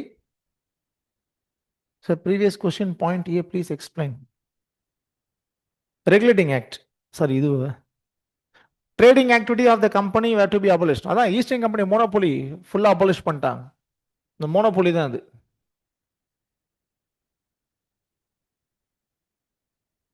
இந்த ஸ்டேட்மெண்ட் இந்த ஆக்டுக்கும் கரெக்ட் தான், 1813க்கும் கரெக்ட் தான். ஓகே, ஏன்னா ரெண்டுத்துலயுமே அபாலிஷ் ஆகுது. அவங்களே ஸ்பெசிஃபிக்கா மென்ஷன் பண்ணுவாங்க. ஃபார் எக்ஸாம்பிள் இந்த கொஸ்டின் பாருங்க, தெளிவா மென்ஷன் பண்றான் பாருங்க. 1813ல மோனோபோலி முடிஞ்சது, ஆனா இதெல்லாம் இல்ல. 1833ல முடிஞ்சிச்சு. இப்போ இந்த கொஸ்டின்லயே இது வரைக்கும் தான் ஸ்டேட்மெண்ட் இருக்குன்னு வைங்க, அப்பயும் அது கரெக்ட் தான். Okay, it ended the entire trade monopoly இல்ல trade monopoly of East Indian Company in India for all the goods அப்படின்ற ஏதாவது ஒரு பாயிண்ட் கொடுத்தாதான் அது தப்பு. இல்லைன்னா 1813லயும் மோனோபோலி அபாலிஷன்றது கரெக்ட் தான், 33யும் கரெக்ட் தான். என்டையர் அபாலிஷ் பண்ணிட்டாங்க அப்படின்னு சொன்னாதான் தப்பு. 1813ல என்டையர் அபாலிஷன் நடந்தது 1833, இல்லைன்னா ஜென்ரலா தான். ஸோ எக்ஸம்ஷன்ஸ் ரொம்ப இதுவாக யோசிக்க வேண்டாம். ஓகே, 1853. ஸோ 20 years சொன்னாங்க, முடிஞ்சு போச்சு, ரெனியூவல். அடுத்தது conflict in the position of governor general post. அதான் கவர்னர் ஜெனரல் ஆஃப் இந்தியாவா இருக்கிறவர் இந்தியாவை மட்டும் பார்க்கணுமா இல்லை பெங்காலை பார்க்கணுமா, எதுக்கு ப்ரையாரிட்டி கொடுக்கணுன்ற பிரச்சனை வரும். ஸோ இதெல்லாம் சேர்ந்து தான் இப்போ இந்த ஆக்ட் வர்றதுக்கு காரணமாக இருக்கும். ப்ரொவிஷன்ஸ் அதே கம்பெனியவே நிர்வாகம் பண்ண சொல்றாங்க, ஆனால் இந்த வாட்டி டைம் பீரியட் கொடுக்கல. இந்த ஆக்ட் வரும்போது டேக் ஓவர் பண்ண சொல்லி டிமாண்ட் இருக்கும் பிரிட்டிஷ் பார்லிமெண்ட்ல. பிரிட்டிஷ் பார்லிமெண்ட்ல என்ன சொல்லுவாங்கன்னா, இம்மிடியட்டா இந்திய நிர்வாகத்தை பிரிட்டிஷ் பார்லிமெண்ட் டேக் ஓவர் பண்ணணும்னு வாங்க. பட் கம்பெனியுடைய சப்போர்ட்டர்ஸ் அங்கே இருந்ததுனால they did not take over, rather they gave a provision that at any time we will take over. அந்த மாதிரி டைம் லிமிட்டை டிஃபைன் பண்ணல. ஓகே, அப்புறம் there will be a separate governor general of India, there will be a separate governor of Bengal. இப்போதான் exam கொண்டு வராங்க. இதுக்கப்புறம் நீங்க கம்பெனியில வேலைக்கு சேரணும்னா ஒரு எக்ஸாம் நடக்கும். அந்த எக்ஸாம் தான் இன்னைக்கு இருக்கக்கூடிய சிவில் சர்வீஸ்க்கு பேஸ். ஆனா அன்னைக்கு நீங்க பாஸ் பண்ணீங்கன்னா you will be working in English East India company, but your a civil servant. But சம்பளம் கொடுக்க போறது யாருன்னா ஈஸ்ட் இந்தியன் கம்பெனி தான் சம்பளம் கொடுக்கும். அப்புறம் புது பிரசிடென்சி கிரியேட் பண்ணலாம். Court of directors they can create new presidency.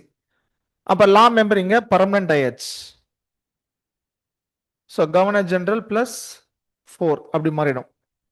So இங்க என்ன பண்ணுவாங்க, லா மேக்கிங் அப்படின்றத ஒரு ஸ்பெஷல் ஃபங்க்ஷனா பார்த்து எக்ஸ்ட்ரா அதுக்கு ஆள் ஆட் பண்ணுவாங்க. அதுதான் இந்த 6 additional members.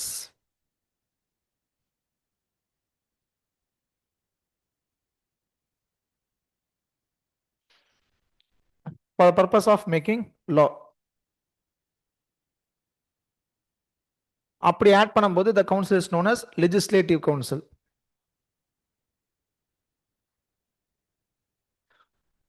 ஃபர்ஸ்ட் டைமா கவர்மெண்ட் உடைய பிசினஸ், அதாவது லா மேக்கிங் தனி பிசினஸ், எக்ஸிகியூஷன் தனி பிசினஸ். லா மேக்கிங் தனி ஃபங்க்ஷன், எக்ஸிகியூஷன் தனி ஃபங்க்ஷன் ஃபர்ஸ்ட் டைமா பார்க்கப்பட்டது 1833 ஆக்ட். அங்கதான் முதல் தடவையா லா மேக்கிங் எக்ஸிகியூஷன் ரெண்டா பிரிக்கிறாங்க. அதுக்கு என்ன ப்ரொவிஷன் பேஸ் அப்படின்னா லா மெம்பர் ஆட் பண்றது.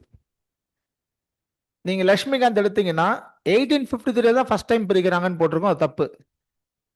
ரெண்டுத்தையும் ரெண்டா பிரிச்சது ஃபர்ஸ்ட் டைம் எங்கன்னா 1833. அந்த டிஸ்டிங்ஷனை அடுத்த லெவல் கொண்டு போனது 1853. புரியுதா சொல்றது? கவர்மெண்ட் உடைய பிசினஸ், கவர்மெண்ட் உடைய ஃபங்க்ஷன்ஸ் நிறைய இருக்கு. அதுல முதல் தடவையா லா மேக்கிங்கும் எக்ஸிகியூஷனும் டூ டிஃப்ரெண்ட் ஃபங்க்ஷன் அப்படின்றத ரெகக்னைஸ் பண்ணது 1813 தான். எக்ஸிகியூஷனும் லா மேக்கிங் ஒன்று கிடையாது. லா மேக்கிங் ஒரு ஃபங்க்ஷன், எக்ஸிகியூஷன் ஒரு ஃபங்க்ஷன்.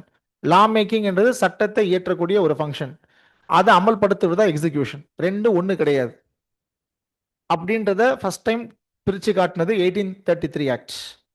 அது அடுத்த லெவல் கொண்டு போனது 1853.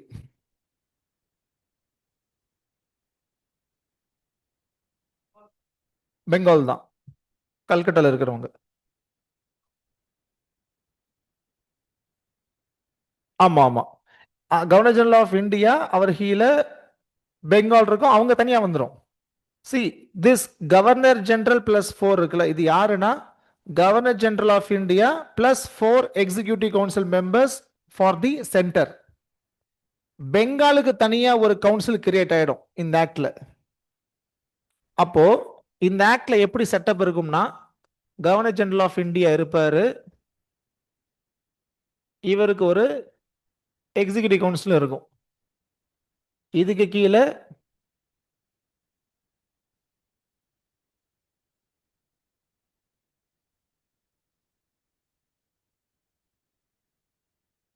இந்த setup.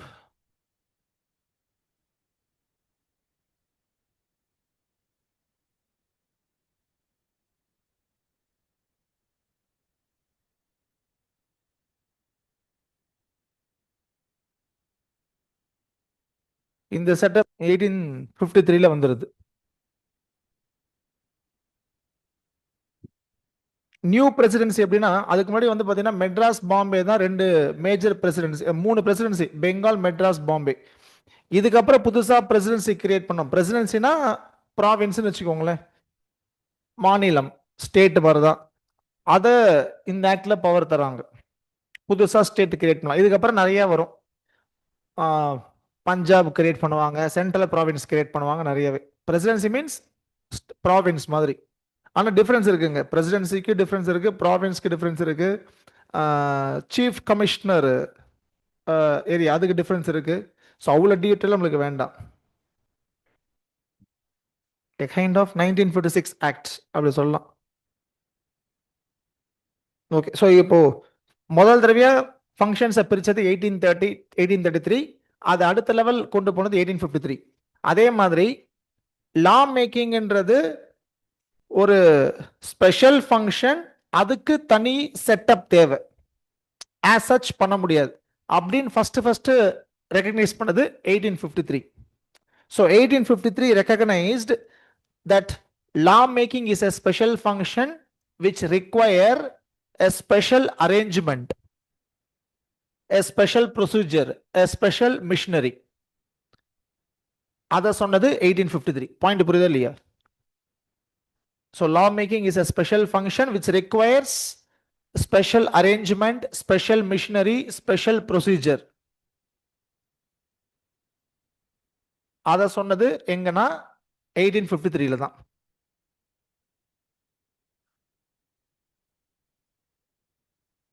At Madras also state wise executive council members வேண்டாம், அவ்வளோ டீட்டெயிலாக இது மாறும். ஒரு இடத்துல 3 இருக்கும், ஒரு இடத்துல 6 இருக்கும், அது நம்மளுக்கு சென்ட்ரல் மட்டும் தெரிஞ்சா போதும். ஓகே, இதான் அந்த எக்ஸிகியூட்டிவ். ஸோ இப்போ நான் சொன்ன பாயிண்டோட மீனிங் என்னன்னா வேற ஒன்றும் கிடையாது, இந்த கவுன்சில் தான். போன ஆக்ட்ல என்ன பண்ணாங்க, லா மெம்பர்னு ஒருத்தரை கூப்பிட்டு அவரை வச்சே சட்டத்தை எழுதிட்டாங்க. ஆனா அவர் ஒருத்தரால இந்தியாவுக்கு உண்டான சட்டத்தை எழுத முடியல. இந்தியாவுக்கு உண்டான சட்டத்தை எழுதணும்னா ஜஸ்ட் ஒரு லா தெரிஞ்சவங்க மட்டும் பத்தாது, மக்களுடைய தேவைகள் என்னன்றதை தெரிஞ்சுக்க ட்ரை பண்ணணும். அதை நம்மளால ஆஸ் சச் தெரிஞ்சுக்க முடியாது. அப்போ ஒரு ஒரு ஊர்ல ஒவ்வொரு மாதிரி தேவைகள் இருக்கும், இதெல்லாம் புரியணும், இதெல்லாம் தெரியணும். அப்ப அதுக்குன்னு ஒரு தனி செட்டப் தேவை. இத ஃபர்ஸ்ட் டைமா அக்னாலேஜ் பண்ணது இந்த ஆக்ட்ல தான். அதுக்கான கவுன்சில் தான் இந்த லெஜிஸ்லேட்டிவ் கவுன்சில். ஸோ ஆல்ரெடி இருக்கக்கூடிய எக்ஸிகியூட்டிவ் கவுன்சில்ல எக்ஸ்ட்ரா 6 பேரை கொண்டு வராங்க, அதுதான் இந்த கவுன்சில். இந்த 6 பேர் யாரா இருப்பாங்கன்னா, அன்னைக்கு இருக்கக்கூடிய ப்ராவின்ஸ் இருக்குல்ல, மெட்ராஸ், பாம்பே, பெங்கால், அதுல இருந்து ஒவ்வொருத்தரை பிக் பண்ணி அங்க இருக்கக்கூடிய governor, members of executive council அவங்கள பிக் பண்ணி இதை கிரியேட் பண்றாங்க. ஜட்ஜஸ் எல்லாம் வெள்ளக்காரங்க தான். ஆனா பெங்கால் சேர்ந்தவங்க மட்டும் இல்லாம ஒரு ரீஜனுக்கு ஒவ்வொருத்தரை பிக் பண்றாங்க. இதுக்கு பேரு தான் லோக்கல் ரெப்ரசன்டேஷன்.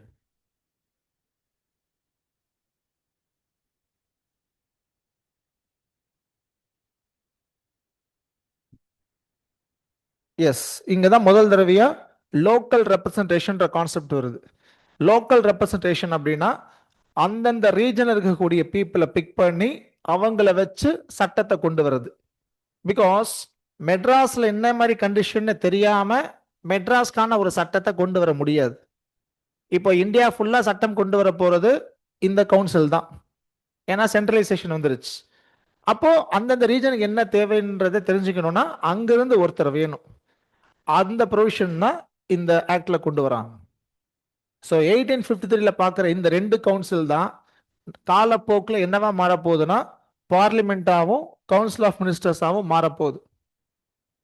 வேற ஒன்றும் கிடையாது. அன்னைக்கு என்ன நடந்தது? இங்க இருக்கக்கூடிய எக்ஸிகியூட்டிவ் கவுன்சிலோட கொஞ்சம் பேர் ஆட் ஆகி இட் பிகேம் லெஜிஸ்லேட்டிவ் கவுன்சில். இன்னைக்கு என்ன ஆகி போச்சு? ஃபர்ஸ்ட் பார்லிமெண்ட்டை நாம எலெக்ட் பண்ணிடுவோம். இங்க இருந்து கவுன்சில் ஆஃப் மினிஸ்டர்ஸ் வருவாங்க. இதுக்கு பேரு தான் ரெஸ்பான்சிபிள் கவர்மெண்ட். இதுதான் இந்த எக்ஸிகியூட்டிவோடைய அக்கௌண்டபிலிட்டியை என்ஷூர் பண்றதுக்கு உண்டான ஒரு மெக்கானிசம். முன்னாடி ஆப்போசிட்டா இருந்தது, இது இப்போ மாறிடுச்சு.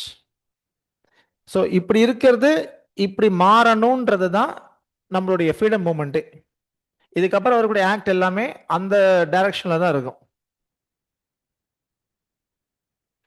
These are covenant from regional executive. Yes yes, எல்லாமே 6 பேருமே ஆஃபீஸர் தான், வெள்ளக்காரங்க தான். ஸோ இதான் சார்ட்டர் ஆக்ட் 1853 பத்தி.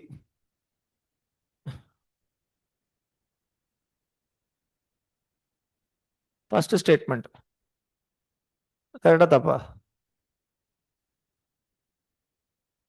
அபாலிஷ் எது பண்ணுச்சு? 1833 இல்லைன்னா 1813.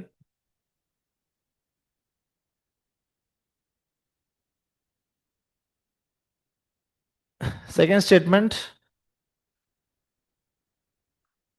செகண்ட் ஸ்டேட்மெண்ட் அதாவது அட்மினிஸ்ட்ரேஷன் டேக் ஓவர் பண்ணது correct. All together east India company abolish ஆகல. அது இருக்கும், அது கொஞ்சம் கொஞ்சமா தான் லிக்விடேட் பண்ணுவாங்க. The administration of company தான் abolish ஆச்சு, not company altogether. Second statement wrong. So answer is 1 only. Sorry, neither one nor two. புரியுதா பாயிண்ட் என்னட்டு? company did not abolish, the company was not abolished by the government of India 1858. The company actually liquidated gradually. Company rule abolished. இதுக்கப்புறம் இந்தியாவை company நிர்வாகம் பண்ண முடியாது. இதுக்கப்புறம் company எதுவுமே பண்ணாது. ஆனா கம்பெனி இருக்கு. அது கொஞ்சம் கொஞ்சமா அரௌண்ட் 1880s, 1870s தான் கம்பெனி ஃபுல் க்ளோஸ் ஆகும். So answer neither one not two. அடுத்தது 1858 ஆக்ட். இதுக்கப்புறம் டிரான்ஸ்ஃபர் ஆயிடும். இதுக்கு பேர் தான் better government of India act. So already wait பண்ணிட்டு இருக்காங்க, டேட் ஃபிக்ஸ் பண்ணல, அன்ஸ்பெசிஃபைடு டேட்டு தான் சார்ட்டர் 1850 இருக்கு. கரெக்டாக ரிவோல்ட் வரும், அதையே காரணமாக வச்சு டேக் ஓவர் பண்ணிடுவாங்க. இதுதான் இந்த கவர்மெண்ட் ஆஃப் இந்தியா 1858. ஸோ இதுக்கப்புறம் கம்பெனி ரூல் கிடையாது இந்தியாவில், crown rule. So company rule completely abolished. அது மூலியமா அந்த டியூவல் கவர்மெண்ட் அதுவும் அபாலிஷ் ஆயிடும். Court of directors, board of control அதுவும் அபாலிஷ்டு. அப்புறம் அதுக்கு பதிலாக எஸ்ஓஎஸ் கொண்டு வந்துட்டாங்க, secretary of state for India. இவர் அசிஸ்ட் பண்ணுறதுக்கு 15 மெம்பர் கவுன்சில். இந்த கவுன்சிலுடைய நேச்சர் அட்வைசரி தான். இந்த கவுன்சில் இஸ் அட்வைசரி நேச்சர். இட்ல அட்வைஸ் எஸ்ஓஎஸ். இந்த எஸ்ஓஎஸ்ன்றவர் எங்க உட்காந்துருப்பாருன்னா லண்டன். இவர் ஒரு கேபினெட் மினிஸ்டர்.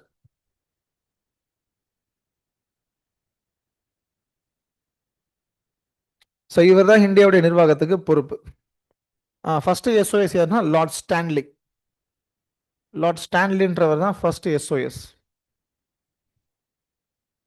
அவர் தான் இந்த ஆக்டையும் கொண்டு வருது, இந்த பில்லை ரெக்கமெண்ட் பண்றது அவர் தான்.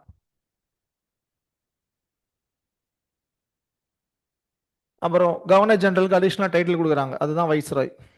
ஸோ இதுக்கப்புறம் we can use governor general or viceroy, ரெண்டுமே யூஸ் பண்ணலாம்.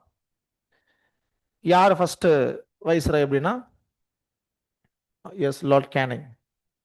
கிரேட் வேர்ல்ட் அப்போ இவர் தான்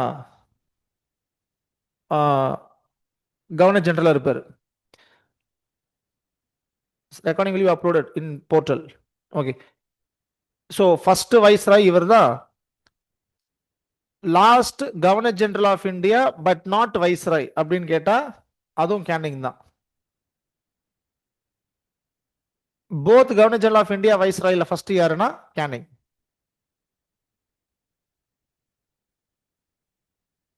அடுத்தது இதுக்கப்புறம் கவர்மெண்ட், பிரிட்டிஷ் கவர்மெண்ட்ல வேலைக்கு சேரணும் அப்படின்னா எக்ஸாம் எழுதி சேரலாம். அதுக்கு உண்டான ரூல்ஸ் ரெகுலேஷன்ஸை யார் ஃப்ரேம் பண்ணுவானா, சிவில் சர்வீஸ் கமிஷனர்ஸ். இது மூலயமா there will be an open competition examination. இதுக்கு முன்னாடி ஆக்ட்ல இருக்கும் அங்க இருக்கக்கூடிய ஓப்பன் காம்படிஷன் டிஃபரன்ஸ் என்னன்னா, சார்ட்டர்ட் 1853 நீங்க எக்ஸாம் எழுதி பாஸ் பண்ணீங்கன்னா you will B employed in the company.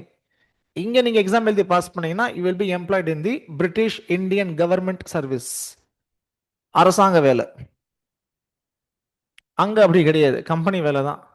ஆனா அரசாங்கம் என்ன பண்ணணுமோ அதை தான் பண்ண போறோம். பட் நமக்கு சம்பளம் கொடுக்க போறது ஒரு பிரைவேட் கம்பெனி. இப்போ நமக்கு சம்பளம் கொடுக்க போறது government. we will be considered to be a government officer. இந்த எக்ஸாமை யார் வேணாலும் எழுதலாம், இந்தியன்ஸ் எழுதலாம், வெள்ளக்காரன் எழுதலாம். ஆனா பிராக்டிக்கலா இந்தியன்ஸ் எழுத முடியாது. ஏன்னா எக்ஸாம் நடக்க போறது லண்டன், சிலபஸ் எதுவுமே நமக்கு புரியாது. அதை ஃபர்ஸ்ட் எழுதி யார் கிளியர் பண்ணுவோம்னா 1863ல சத்யேந்திரநாத் டாகூர் கிளியர் பண்ணியிருப்பார்ல, அந்த எக்ஸாம் இதுதான். இந்தியாவில் இன்னும் டைம் இருக்க சொல்றேன் என்னன்ட்டு. Okay, so these are the major positions of 1858 act. அதுக்கப்புறம் இந்த ஆக்ட் வந்துடும், எல்லாமே மாறிடும்.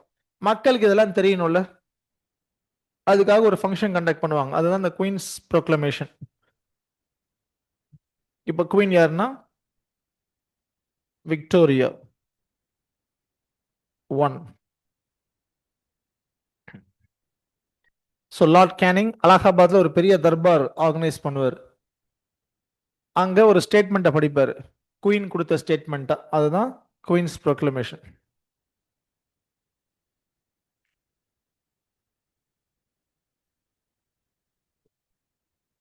ஸோ இதில் வந்து அந்த ஃப்ரேம் ஒர்க், எங்களுடைய ஆட்சி எப்படி இருக்கும்னு சொல்லி கிரவுன் ஒரு ஸ்டேட்மெண்ட் கொடுக்குற மாதிரி, நாங்கள் இதுக்கப்புறம் அனெக்ஸ் பண்ண மாட்டோம், டாக்டரின் ஆஃப் லேப்ஸ் இதுக்கப்புறம் இருக்காது, பிரின்சஸ் உடைய டெரிட்டரிஸ் நாங்கள் கேரண்டி பண்ணுறோம், but the condition is the rulers has to accept British crown as their supreme. அதே மாதிரி rulers should not call themselves as king, emperor and all, they should be called themselves as Prince.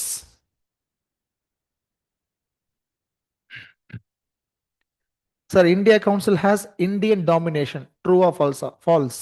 India council லண்டன்ல இருக்கும், SOS லண்டன்ல இருப்பாங்க, எல்லாம் வெள்ளக்காரங்க தான்.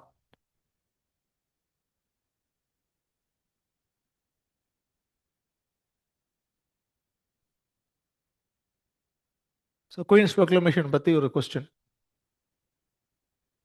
First statement correct, இதுவும் correct. Third statement தப்பு, கம்பெனியே கிடையாது. கரெக்ட் தானே? கம்பெனி கிடையாது இந்த சென்ஸ் அவ்வளோதான், நவ் கம்பெனி பிகேம் டிஃபங்க்ட். அது அது இந்த அது இழுத்து மூடப்பட்டுக்கிட்டு இருக்கு. அப்புறம் எங்க இந்த ட்ரேடை ரெகுலேட் பண்றது? ஸோ 3 தூக்கிட்டீங்கன்னா ஆன்சர் 1 and 2. ஸோ அனெக்ஸ் பண்ண மாட்டேன்ட்டாங்க இதுக்கப்புறம். இது வரைக்கும் பண்ணது தான். அதே மாதிரி இதுக்கப்புறம் ரிஃபார்ம் பண்ண மாட்டேன்ருவாங்க. So no social reform after this அப்படின்னு சொல்லி கிளைம் பண்ணிட்டாங்க. அடுத்தது 1861 ஆக்ட். ஸோ இது எதனால வருதுன்னா, 1858 ஆக்ட் வந்து சேஞ்சஸ் லண்டன்ல மட்டும்தான் கொண்டு வந்துச்சு, இந்தியாவில் பெருசா எதுவும் கொண்டு வரல. ஸோ இந்தியாவில் சேஞ்சஸ் கொண்டு வரணும், அதனால ஒரு ரீசன். அடுத்தது இங்க இருக்கக்கூடிய பப்ளிக் ஒப்பீனியனை தெரிஞ்சுக்கிறதுக்கு அவங்களுக்கு ஒரு மெக்கானிசம் வேணும், அதுக்கு ஒரு ஃபீட்பேக் சிஸ்டம் வேணும். ஸோ பிரிட்டிஷ் பார்லிமெண்ட் அதையும் மைண்டில் வச்சு தான் இந்த ஆக்டை கொண்டு வராங்க. So they need a feedback mechanism. சென்ட்ரலைசேஷனால நிறைய டிலே இருக்கு. 1833 கொண்டு வந்தாங்களே, இதெல்லாம் நிறைய டிலே. எஸ்பெஷலி எங்க டிலே இருக்குன்னா லா மேக்கிங்ல தான். ஒரு வாட்டியும் லா மேக்கிங்க்கு யாரை கேட்கணும்னா கவர்னர் ஜெனரல் எக்ஸிகியூட்டிவ் கவுன்சில். அதில் என்ன கொடுமை தெரியுமா, எல்லா லாலையுமே கவர்னர் ஜெனரல் கையெழுத்து போட்டால் தான் பாஸ் ஆகும். அதுதான் என்ன சொல் ப்ரொசீஜர். கவர்னர் ஜெனரல் உடம்பு சரியில்லை, இல்லை ஒரு ஊரில் இல்லைன்னா ஆக்ட் பாஸ் ஆகாது. ஓவரால் இந்தியாவுக்கு சட்டம் கொண்டு வரும்போதும் கவர்னர் ஜெனரல் கையெழுத்து போடணும். மெட்ராஸ்க்குன்னு ஒரு சட்டம் தேவை, அப்பயும் கவர்னர் ஜெனரல் கையெழுத்து போட்டாதான் அது எனாக்ட் ஆகும். கவர்னர் ஜெனரல் ஒருவேளை போட மாட்டேன்னு சொல்லிட்டாருன்னா அது எனாக்ட் ஆகாது. இதனால நிறைய டிலே இருந்தது லா மேக்கிங் ப்ரொசீஜர்ல. லைக் நவ் சார், இன்னைக்கு அப்படி கிடையாது.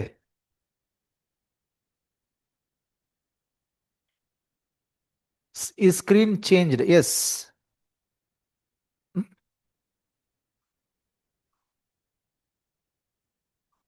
இல்ல, இன்னைக்கு நம்ம கவர்னர் ஜெனரல் பத்தி பேசிட்டு இருக்கோம். கவர்னர் ஜெனரல் அன்னைக்கு கல்கட்டால இருப்பார். பிரசிடென்ட் பண்றது இல்லையா இன்னைக்கு? President of India give assent to the bill. Constitutional application on the president. அது இன்கேஸ் ஏதாவது அவங்க கொடுக்காம இருக்காங்கன்னா அதுவுமே ரீசன் இருக்கும், ரெக்கமெண்டேஷன்ஸ் போயிருக்கும் வித் ஹோல்டு பண்ண சொல்லி, அப்படிதான் அவங்க பண்ணுவாங்க. Sir, but governor general can appoint a temporary president on behalf of him due to absent. Yes. See, இப்போ கவர்னர் ஜெனரல் ஆஃப் இந்தியா அவர் வந்து அவசரமா ஊருக்கு போறார், இங்கிலாந்து வரைக்கும். அப்போ அந்த டைம் யார் இதை பார்த்துக்கலாம்னா எக்ஸிகியூட்டிவ் கவுன்சில் மெம்பர்ஸ்ல யாராவது ஒருத்தரை பிரசிடென்ட்டா அப்பாயிண்ட் பண்ணிட்டு போக முடியும். ஓகே, பட் இந்த ப்ரொசீஜர்லாம் இருக்கு, இருந்தும் சைன் பண்ண டிலே பண்ணா ஒன்றும் பண்ண முடியாது. இதுதான் அங்க அந்த ஆக்ட்ல இருக்கக்கூடிய டிஃபிகல்ட்டி. அதே மாதிரி ஒவ்வொன்றுத்துக்கும் பெங்கால் கிட்ட கேட்கணும், அப்பதான் அது பாஸ் ஆகும். ஸோ அதான் அந்த சென்ட்ரலைசேஷன் ஒரு பெரிய ப்ராப்ளமா இருந்தது. அகெயின் 1853 லெஜிஸ்லேட்டிவ் கவுன்சில் கிரியேட் பண்றாங்கல்ல, நம்ம பார்த்தோமே, இது இங்கிலாந்துல இருக்கக்கூடிய ஹவுஸ் ஆஃப் காமன்ஸ் மாதிரி ஃபங்க்ஷன் ஆகும். அவங்களுக்குள்ளேயே டிபேட் பண்றது, டிஸ்கஸ் பண்றது, கேள்வி கேட்கறது, இதெல்லாம் பண்ணிக்கிட்டு இருப்பாங்க. இப்போ ஃபார் எக்ஸாம்பிள் ஒரு ஒரு பில் கொண்டு வராங்க, இந்தியாவை விற்கலாம் அப்படின்ட்டு. அங்க இருக்கக்கூடியவங்க என்ன சொல்லுவாங்க, பில்லை நீங்க இப்படி கொண்டு வரக்கூடாது, நீங்க எப்படி இந்தியா ஃபுல்லா விற்கலாம் அப்படின்னு சொல்லி சண்டை போட்டுப்பாங்க. ஒரு கட்டத்துல இவங்க எல்லாருமே இந்தியாவை கொள்ளடிக்க வந்திருக்காங்கன்றதே மறந்துடுவாங்க. நான் சொல்றது புரியுதுல்ல? இந்த ஆக்ட், இந்த council, the council actually forgot its purpose அன்னைக்கு. இது அப்படியே இங்க எல்லாரும் வெள்ளக்காரங்க தான், ஆனா அவங்களுக்குள்ளே they started to discuss debate. So the அப்ஜெக்டிவே அங்க டைல்யூட் ஆக ஆரம்பிக்கும். இதை சரி பண்ணணும், அதுதான் இவங்களுடைய ஐடியா. ஸோ இதை பேஸ் பண்ணி தான் இந்த ஆக்ட் வருது. ஓகே, ஸோ ப்ரொவிஷன்ஸ் பார்த்தீங்கன்னா 5th மெம்பர் ஆக்ட் பண்றாங்க இந்த governor general executive council. So 1+5 மாறிடும். அந்த 5th மெம்பரும் a kind of law member. அதுக்கப்புறம் conduct of business of government, இதுக்காக governor general can frame rules அப்படின்ட்டாங்க. அதை பேஸ் பண்ணி தான் இந்த ஸ்கீமை கொண்டு வருவார் Lord Canning. Members of executive கவுன்சிலுக்கு டிபார்ட்மெண்ட் அலாட் பண்ணுவார். இதுதான் இன்னைக்கு கேபினெட் சிஸ்டத்துக்கு பேஸ். இந்த conduct of business of government இருக்கு, அதே ப்ரொவிஷன் இன்னைக்கு கான்ஸ்டிடியூஷன்ல இருக்கு. ஆர்டிகல் நம்பர் யார்கிட்ட அந்த பவர் கொடுத்துருப்பாங்கன்னா பிரசிடென்ட். நம்பர் 70 இல்லையே, 77.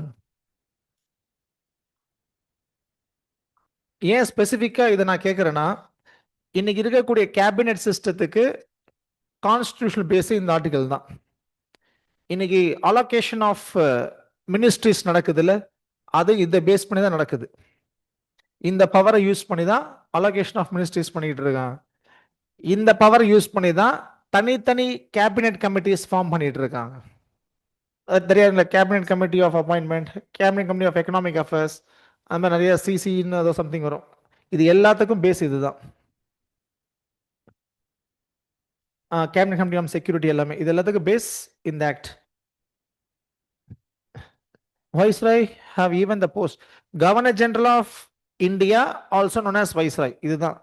பெங்காலுக்கு இப்போ கவர்னர் ஜெனரல் கிடையாது, பெங்காலுக்கு தனி கவர்னர் வந்துட்டார். ஓகே, தான் இந்த போர்ட்ஃபோலியோ சிஸ்டம். அப்புறம் வைஸ்ராய் எக்ஸிக்யூட்டிவ் கவுன்சில், இதில் எக்ஸ்பான்ஷன் நடக்கும். அதான் அந்த மினிமம் 6 to மேக்ஸிமம் 12 ஆட் பண்ணுவாங்க அடிஷ்னல் மெம்பர்ஸ் லா மேக்கிங் பர்பஸ்க்காக. அதில் ஆட் பண்ணக்கூடிய அடிஷ்னல் மெம்பர்ஸில் 50% ஷுட் பி நான் அஃபிஷியல்ஸ் லா மேக்கிங் பர்பஸ்க்காக. ஸோ இதில் என்னன்னா, முடிஞ்ச அளவுக்கு நேட்டிவ் பீப்புளை உள்ள கொண்டு வர சொல்றது தான் பிளான். ஆனால் நேட்டிவ் பீப்புளும் வரலாம், யூரோப்பியன்ஸ் வரலாம். ஆக்சுவலாக லால எங்கேயுமே இந்தியன்ஸ் தான் வரணுன்ற கண்டிஷன் கிடையாது. But there was a sentiment to bring Indians into the council. Opinion அதுதான். ஆனால் சட்ட ரீதியாக ஒரு என்ஃபோர்ஸ்மெண்ட் ப்ரொவிஷன் அதை கொண்டு வரல. ஆனாலும் இந்தியன்ஸை உள்ள கொண்டு வந்தாங்க. கேனிங் வந்து இந்தியன்ஸை கொண்டு வந்திருப்பாரு. அந்த 3 பேர் இருப்பாங்க.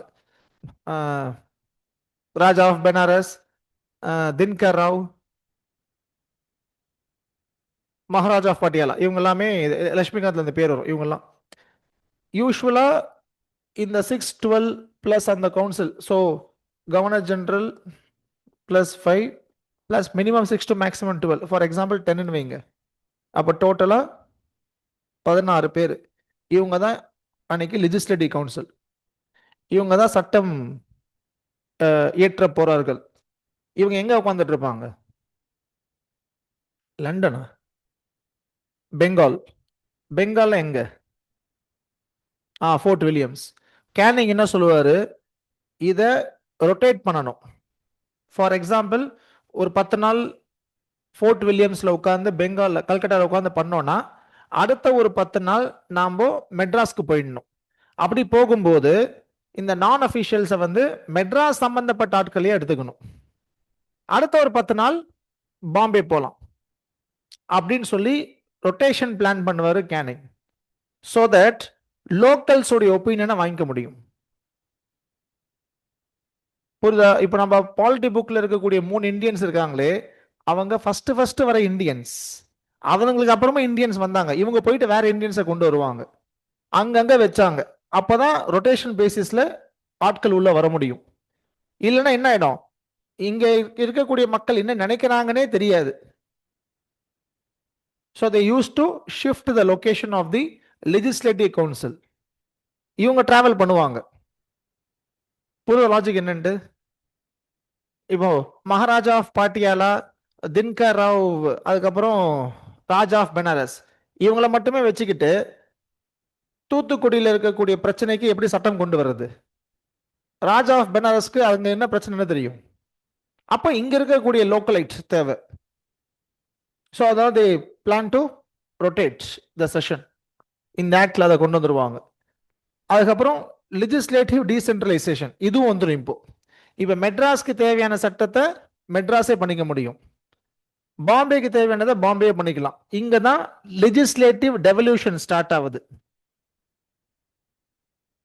லா மேக்கிங்ல டெவல்யூஷன் இதுதான் பிகினிங். அப்படியே தொட்டு தொட்டு தொட்டு 1935ல ஃபெடரல் சிஸ்டம் வந்துடும். அதோட பிகினிங் இதுதான். அப்புறம் ஆர்டினன்ஸ் மேக்கிங் பவர், இன்னைக்கு இதுதான் ஆர்டிகல் 1 to 3 இருக்கு. எவ்வளவு வேலிடிட்டி இருக்குன்னா 6 months. So governor general can bring ordinance. எப்போ ஆர்டினன்ஸ் கொண்டு வர முடியும்? எப்போ இந்த லெஜிஸ்லேட்டிவ் கவுன்சில் செஷன் இல்லையோ அப்பதான் கொண்டு வர முடியும். இன்னைக்கு இருக்கிற மாதிரி பார்லிமெண்ட் இல்லைன்னா they can bring ordinance. The same way council இல்லைன்னா they can bring ordinance. Sir KG Gupta, Syed Hussain, Bilgrami, where will they come? 1909 அப்புறம் தான். சொல்றேன். டெவல்யூஷனா வேற ஒன்றும் இல்லை. ப்ராவின்சஸ் அவங்களுக்கு தேவையான சட்டத்தை அவங்களே கொண்டு வந்துக்கலான்ற பவர்.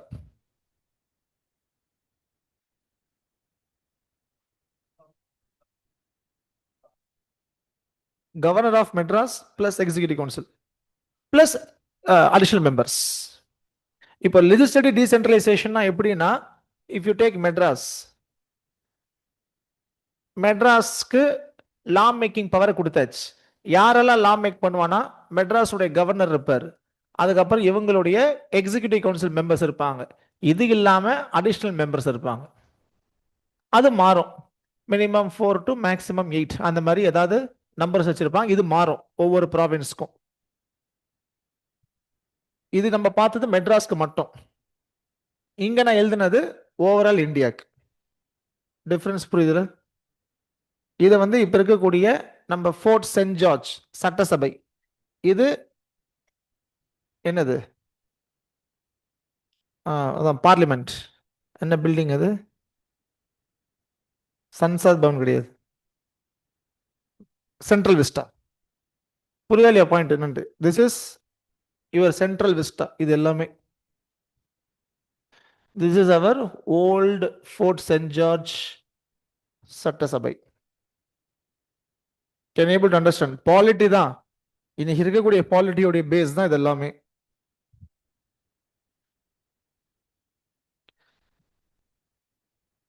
இன்னைக்கு இருக்கக்கூடிய தமிழ்நாடு சட்டசபை, அதே மாதிரி இன்னைக்கு இருக்கக்கூடிய தமிழ்நாடு தலைமைச் செயலகம், அதாவது செக்ரட்டரியேட், அதே இடம் தான் பிரிட்டிஷ் நம்ம ரூல் பண்ணும்போது இருந்தது.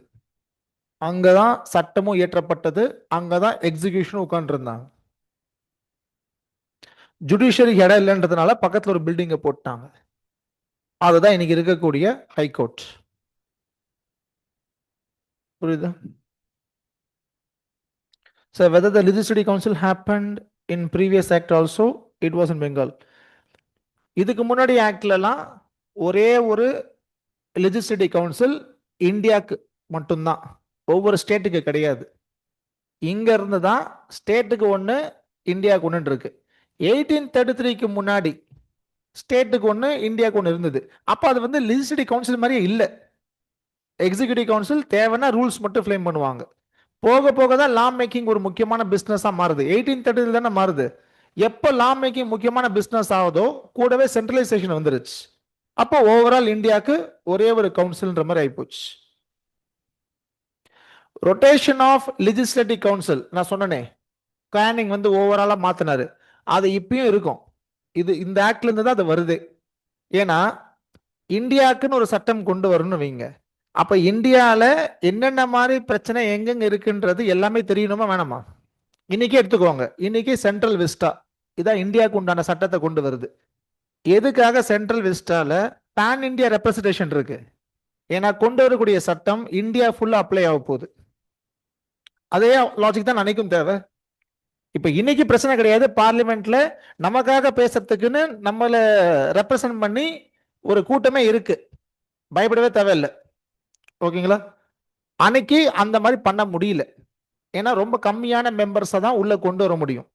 அதனால என்ன பண்றாங்க, கவுன்சிலோட இடத்தை மாத்தி மாத்தி அங்க இருக்க பக்கத்து ஆட்களை கூப்பிட்டுக்கிறாங்க.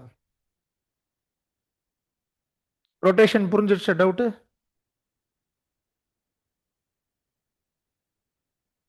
மெட்ராஸ்க்கு தனியா கவுன்சில் இருக்கு, அது மெட்ராஸ் மட்டும் பார்க்கும். ஓவரால் இந்தியாவுக்கு இருக்கிற கவுன்சில் ஓவரால் இந்தியா பார்க்கணும். அப்போ அவங்க மெட்ராஸ், பாம்பே, பெங்கால், பஞ்சாப் எல்லாத்தையும் சுத்துவாங்க. ஓரளவுக்கு கவுன்சிலுடைய ரெப்ரசன்டேஷன் பெருசாக ஆக சுத்த வேண்டிய அவசியம் இருக்காது. அதுக்கு பதிலாக அந்த மெம்பர்ஸை உள்ள கொண்டு வந்துருவாங்க. பயப்பட தேவையில்லை. தான் சொன்னேன். Expansion of viceroy executive council. One second. Viceroy executive கவுன்சிலோட ஸ்ட்ரென்த் இன்க்ரீஸ் பண்ணிட்டாங்க, வேற ஒன்றும் இல்லை. இது முன்னாடி 1+4 இருந்தது, இப்போ 1+5 ஆயிடுச்சு. இது வந்து லா மேக்கிங்காக பண்றது. ஓகே, அடிஷனல் மெம்பர்ஸ் ஆட் பண்றது.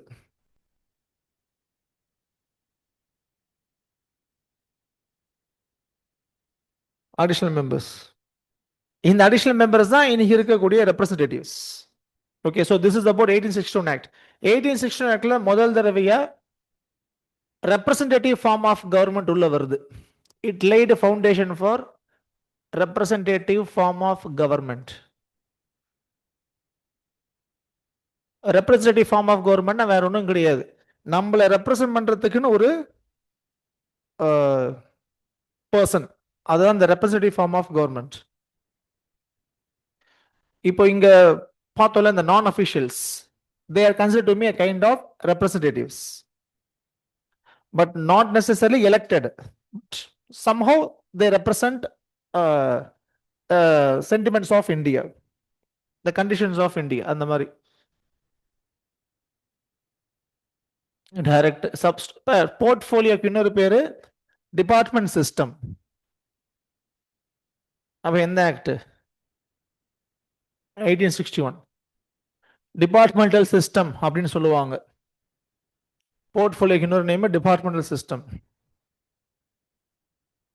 Why they added fifth member in executive council? Because they need more law member to make suggestions with respect to law. அடுத்தது 1892 act. ஸோ இது எதனால வருதுன்னா, first thing rise of nationalism, moderates வர ஆரம்பிக்கிறாங்க, நிறைய reforms கேட்டே இருக்காங்க. அவங்க ரொம்ப கேட்டே இருக்கிறதுனால ஏதாவது பண்ணி ஆகணும். அதனால அப்புறம் 1861 ஆக்ட்ல ஒரு வீக்னஸ் இருக்கு.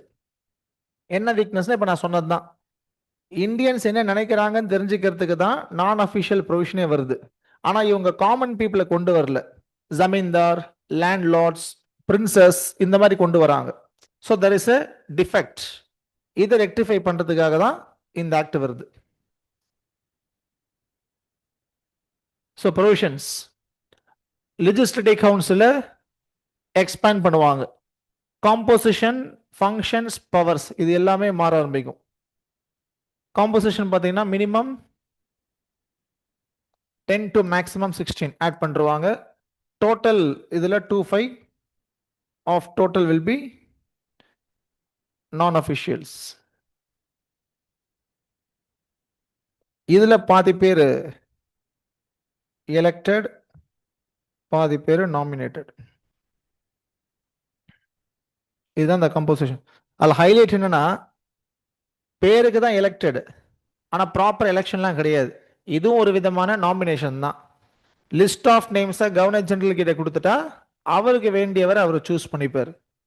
So the act recognised the principle of election.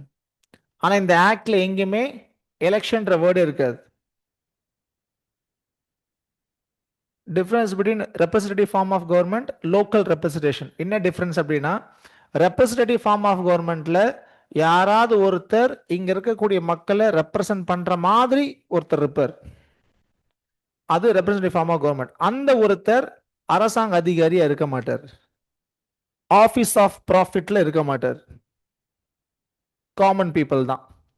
Local ரெப்ரசன்டேஷன்ன்றது any person who represents the particular locality, not necessarily non-official.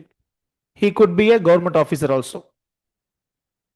So 1853 vandhathu local representation, which means they can use any officer of the local to represent, to give views.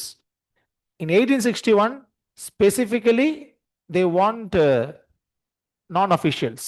Non-official வேற ஒன்றும் கிடையாது, office of profit இல்லாத person, அதாவது அரசாங்கத்துக்கிட்ட சம்பளம் வாங்கக்கூடாது. இந்த 10 to 16ன்றது governor general கூட add ஆக போகுது. இது எது கூட ஆட் ஆகும்னா, இது கூட ஆட் ஆகும். 10 to 16 எந்த நம்பர்ஸ் வச்சுக்கலாம்.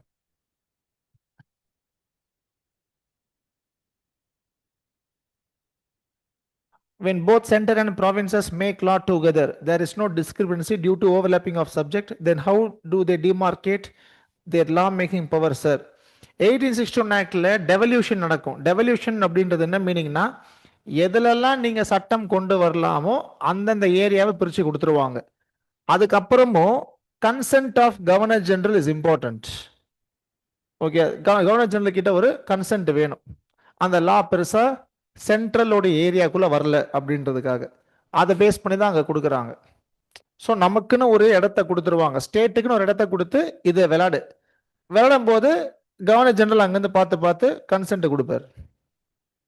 ஒரு சில ஏரியால ஸ்டேட் சட்டம் கொண்டு வரணும்னா கவர்னர் ஜெனரல் ரெக்கமெண்டேஷன்ஸ் இருந்தால் அதை கொண்டே வர முடியும்.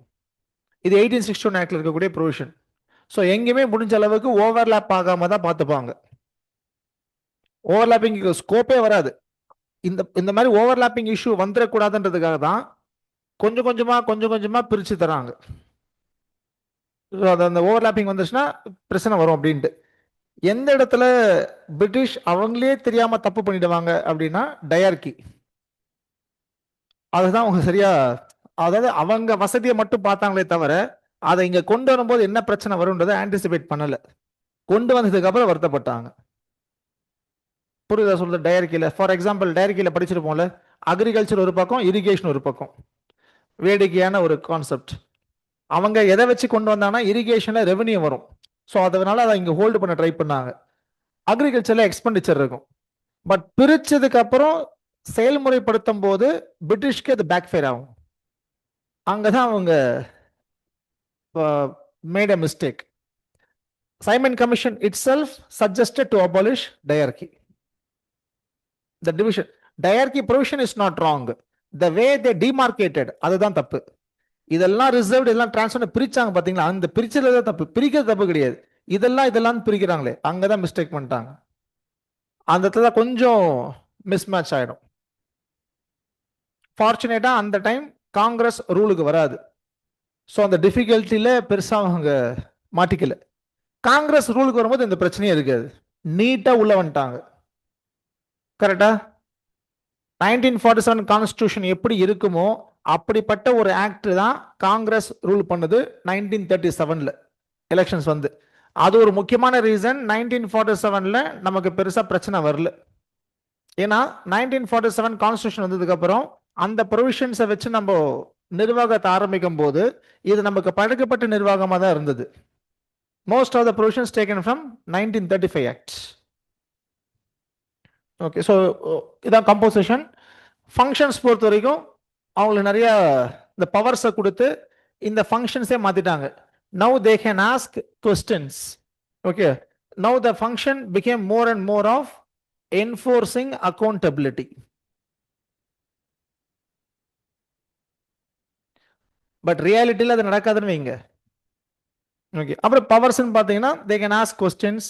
ஆனால் அதுக்கு 6 days நோட்டீஸ் வேணும். அப்புறம் வியூஸ் கொடுக்கலாம் பட்ஜெட்ல. They can express views on the budget. So by this provision, the questions கேட்கறது and the views கொடுக்கிறது, இது மூலியமா the act laid a foundation for parliamentary responsible government in India.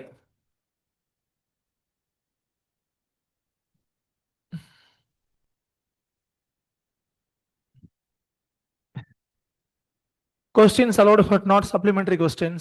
அதே மாதிரி questions allowed, நோட்டீஸ் கொடுக்கணும். In case governor general நினைச்சா அந்த கொஸ்டினை இக்னோர் பண்ண முடியும். இல்லை எந்த மெம்பருக்கு அவங்க கேள்வி கேட்க நினைச்சாங்களோ அவங்களும் அந்த கொஸ்டினை இக்னோர் பண்ணலாம். இல்லை they can refuse to answer.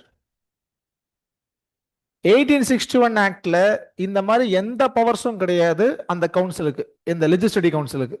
இப்போ கொஞ்சம் பவர்ஸை கொடுக்குறாங்க. ஸோ படிப்படியா பவர்ஸை இன்க்ரீஸ் பண்ணிட்டு வராங்க British. So development of the constitution படிப்படியா கொஞ்சம் கொஞ்சமா. Major powers of major provisions of 1892 act. So பேருக்கு தான் இங்க பிரின்சிபல் ஆஃப் எலெக்ஷன். ஸோ இங்க எலெக்ஷன் கிடையாது, எலெக்ஷன்ற வேர்டும் இருக்காது. அடுத்தது 1909 ஆக்ட். ஓட்டிங் ரைட்ஸ் ஆன் பட்ஜெட்லாம் கிடையாது, ஓட்டிங்கே கிடையாது. பட்ஜெட் பாஸ் பண்ணும்போது ஒப்பீனியன் கொடுக்கலாம் மெம்பர்ஸ், அவ்வளவுதான். But they cannot. There is no procedure for amendment. 1892ல அமெண்ட்மெண்ட்டுக்கு ஸ்கோப்பே கிடையாது. அவங்க கொண்டு வர்றது, அதாவது இந்த மெம்பர்ஸ் கொண்டு வர்றதை அப்படியே பாஸ் பண்ண வேண்டியதுதான். ஒருவேளை நான் அபிஷியல் ஏதாவது பில்லு கொண்டு வந்தா அதை அபிஷியல்ஸ் அமெண்ட் பண்ண முடியும். அபிஷியல்ஸ் கொண்டு வர எந்த பில்லையும் அமெண்ட் பண்ண முடியாது. அபிஷியல்ஸ்ன்றது நீங்க எது கூட கம்பேர் பண்ணலாம்னா மினிஸ்டர்ஸ் கூட கம்பேர் பண்ணலாம். இந்த பிரைவேட் மெம்பர் பில் சொல்லுவோம்ல, அது வந்து நான் மினிஸ்டர்ஸ். கவர்மெண்ட் பில்லுன்றது மினிஸ்டர்ஸ் கொண்டு வருது. கரெக்ட் தானே? படிச்சிருப்பீங்க பாலிட்டியில. அந்த மாதிரி கவர்மெண்ட் பில்லு தான் அன்னைக்கு மெஜாரிட்டி வரும். அமெண்ட்மெண்ட்டே பண்ண முடியாது. அந்த பவர் கிடையாது மெம்பர்ஸ்க்கு. கேள்வி வேணா கேட்கலாம், அதை கூட அவங்க சொல்லணும் அவசியம் இல்லை, பாட்டு சொல்லிட்டு போயிட்டே இல்லை. கவர்னர் ஜெனரல் எதை வேணாலும் ஆக்ட் ஆக்க முடியும். ஓகே, அடுத்தது 1909 ஆக்ட். இந்த ஆக்ட் ஏன் வருதுன்னா 1892 ஆக்ட்ல இருக்கக்கூடிய வீக்னஸ், இந்த கேப், இது ஒரு முக்கியமான ரீசன். அதுக்கப்புறம் ரைஸ் ஆஃப் நேஷனலிசம், மாடரேட்ஸ்க்கு ஒரு பெரிய வருத்தம், ஸோ மாடரேட்ஸ்க்கு ப்ராமிஸ் பண்ணுறது, அப்புறம் எக்ஸ்ட்ரமிஸ்ட் வந்தது, சுதேஷி மூமெண்ட், ஸோ இதெல்லாம் முக்கியமான இது. Divide and rule policy, RCS strategy, அதெல்லாமே இங்கே வந்துடும். அதுக்கப்புறம் முஸ்லீம் லீக் போய் மீட் பண்ணுவாங்கல்ல, Shimla deputation.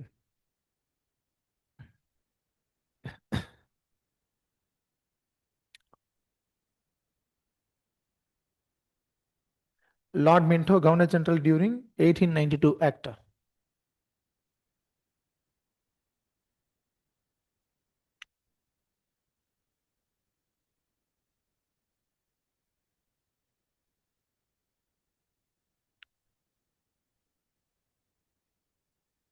Okay, council power increase to both central. Yes yes, நாம இப்ப பார்க்கறது எல்லாமே பார்லிமெண்ட் லெவல், சென்ட்ரல் லெவல் தான். ஆனா ஸ்டேட் லெவல்லையும் இன்க்ரீஸ் பண்ணிடுவாங்க. Okay, these are the provisions. 1909 ஆக்டுக்கு இன்னொரு பேரு மார்லே மின்டோ ரிஃபார்ம்ஸ் அப்படின்னு சொல்லுவாங்க. மார்லேன்றவர் அப்ப இருக்கக்கூடிய எஸ்ஓஎஸ், மின்டோ அப்படின்றவர் கவர்னர் ஜெனரல். இவர் தான் ஆக்ட் வரும்போது கவர்னர் ஜெனரலா இருப்பார். ப்ரொவிஷன்ஸ், ஸோ சென்ட்ரல் லெஜிஸ்லேஷன்ல கம்போசிஷன் மாத்துறாங்க. மினிமம் 16 டு மேக்ஸிமம் 60 இப்படி மாறிடும். அப்புறம் ப்ராவின்ஸ்லயும் கம்போசிஷன் மாறும். இந்த நம்பர்ஸ் வேண்டாம், ஏன்னா ஒவ்வொரு ப்ராவின்ஸ்க்கும் ஒவ்வொரு நம்பர்ஸ் வரும். வைஸ்ரா எக்ஸிக்யூட்டிவ் கவுன்சில் ஸ்ட்ரென்த் இன்க்ரீஸ் பண்ணிட்டாங்க 1909. ஆல்ரெடி 5 இருந்தது, இப்போ எக்ஸ்ட்ரா 3 ஆட் பண்ணி 8. அப்புறம் ஒரு இந்தியன் மெம்பர் வரலான்ருவாங்க. இங்கே தான் முதல் தடவை எலெக்ஷன்ஸ் வருது, அது indirect.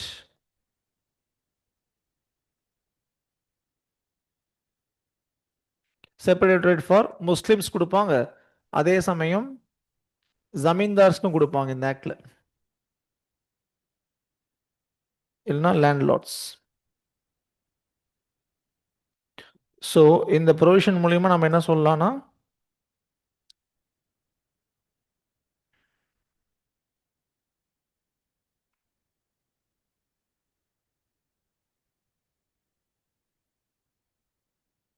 Class and communal interest. Class நான் மீன் பண்ணது zamindars. Zamindars represented in economic class. Communal நான் மீன் பண்றது Muslims. They represent a separate community. Separate rate 2 பேருக்கும் கொடுக்குறாங்க. ஸோ இங்க இருக்கக்கூடிய லெஜிஸ்லேச்சர், சென்ட்ரல் லெஜிஸ்லேட்டிவ் கவுன்சிலுக்கு நிறைய பவர்ஸ், ஃபங்க்ஷன்ஸ் கிடைக்குது. சிம்பிளா சொல்ல போனா powers. Right of discussion, so இது இப்போ இருக்கக்கூடிய பவர் மாதிரி தான். தே கேன் டிஸ்கஸ், ஏதாவது ஒரு முக்கியமான விஷயத்தை பற்றி the members can start discussions. Supplementary questions கேட்கலாம். சப்ளிமெண்டரி கொஸ்டின்ஸை மெம்பர்ஸ் வேணும்னா, அதாவது அந்த இப்போ கவர்னர் ஜெனரல் கேட்குறோன்னா அவர் வேணும் அதை நிராகரிக்கலாம், அதுவும் இருக்கு. இது எல்லாமே சப்ஜெக்ட் டு கவர்னர் ஜெனரல் தான், governor general and executives. Rules for discussion of budget. So budget financial ஸ்டேட்மெண்ட்டை டிஸ்கஸ் பண்ணுறதுக்குன்னு ஒரு ஃப்ரேம் ஒர்க்கை கொண்டு வந்துருவாங்க. ஆனால் voting கிடையாது. They cannot go for voting on it. They can bring resolutions, but they cannot go for voting on the budget. மற்ற ஆஸ்பெக்ட்ஸ்ல அவங்க ரிசல்யூஷன் கொண்டு வந்து ஹவுஸை டிவைட் பண்ண முடியும், தீர்மானம் கொண்டு வர முடியும். தே கேன் பிரிங் தீர்மானம் இன் ஜெனரல். ரெஸ்பெக்டிவ் டு பட்ஜெட் தான் பெருசாக கொண்டு வர முடியாது. அது மாதிரி பட்ஜெட்டை வந்து ஒரு கமிட்டிக்கு ரெஃபர் பண்ணலாம். முதல் தடவையா கமிட்டிக்கு ரெஃபர் பண்ணலாம் அப்படின்ற ப்ரொவிஷன் வந்தது 1909 ஆக்ட். கமிட்டி வந்து ஒரு ஸ்பெஷலைஸ்டு பாடி, பட்ஜெட்டை பற்றி நிறைய இன்புட்ஸை மெம்பர்ஸ்க்கு எடுத்து கொடுக்கும். அதுதான் இந்த ஆக்டோடைய ஒரு மெயின் ப்ரொவிஷன். ஸோ கமிட்டின்ற வேர்டு ஃபர்ஸ்ட் வந்தது இந்த ஆக்ட்ல தான். அந்த கமிட்டி இவங்களுக்குள்ளே கான்ஸ்டியூட் பண்ணிப்பாங்க. RCS strategy, decline of Swadeshi மூமெண்ட்டுக்கு. வாட் வீக்னஸ் ஆஃப் 1890 என்னங்க பவர்? கேள்வி கேட்கலாம், 6 நாள் நோட்டீஸ் கொடுக்கணும். நோட்டீஸ் கொடுத்துட்டு கேள்வி கேட்கலாம் நீங்க போகும்போது அவங்க கவுன்சிலே க்ளோஸ் பண்ணியிருப்பானுங்க, லீவ் விட்டுருவாங்க கவுன்சிலுக்கு. அப்புறம் ஜென்ரல் பப்ளிக் இன்ட்ரெஸ்ட் பேஸ் பண்ணி you can ask any questions, you can start any debate in the legislature. ஏதாவது ஒரு பெரிய பிரச்சனை, இப்போ கோவிட் எப்படி ஹேண்டில் பண்ண போறோம், so they can based on this they can start, they can even bring resolutions in this. Members இதுல resolution கொண்டு வர முடியும்.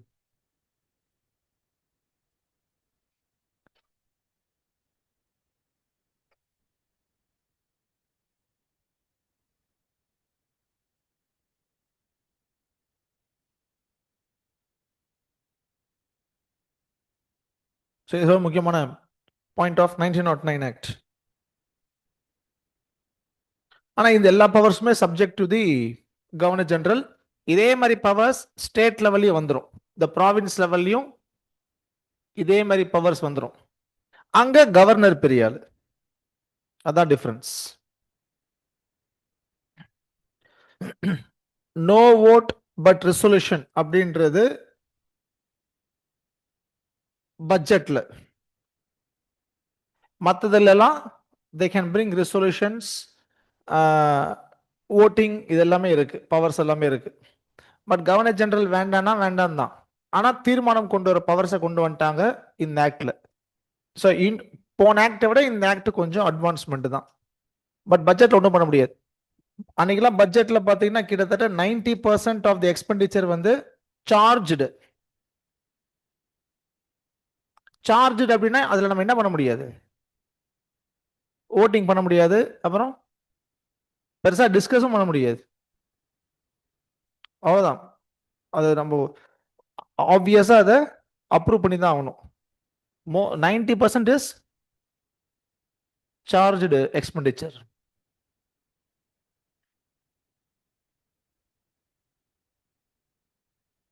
இது யாரை டெசிக்னேட் பண்ணுவானா, கவர்னர் ஜெனரல். இது சார்ஜ்டுன்னு ஃபிக்ஸ் பண்ணிட்டா சார்ஜ் தான், ஒன்றும் பண்ண முடியாது, ஓட்டிங் கிடையாது. ஆகா கான் டெபுடேஷன் அப்படின்றது முஸ்லீம் லீக் டெபுடேஷன். அதான் முஸ்லீம் லீக் ஃபார்ம் ஆகிறதுக்கு முன்னாடி அலிகாரை சேர்ந்த எஜுகேட்டட் முஸ்லிம்ஸ் லார்ட் மின்டோ போய் பார்ப்பாங்க, எங்களுக்கு ஏதாவது கன்செஷன்ஸ் கொடுங்க அப்படின்னு சொல்லி. அதுக்காக தான் இந்த ஆக்ட் வருது, அந்த ப்ரொவிஷன் செப்பரேட் அதுக்காக தான் கொண்டு வராங்க. ஃபர்ஸ்ட் இந்தியன் யார் உள்ள வருவானா, சத்யேந்திரநாத் பிரசன்ன சின்ஹா. அவர் தான் first Indian to enter governor general executive council.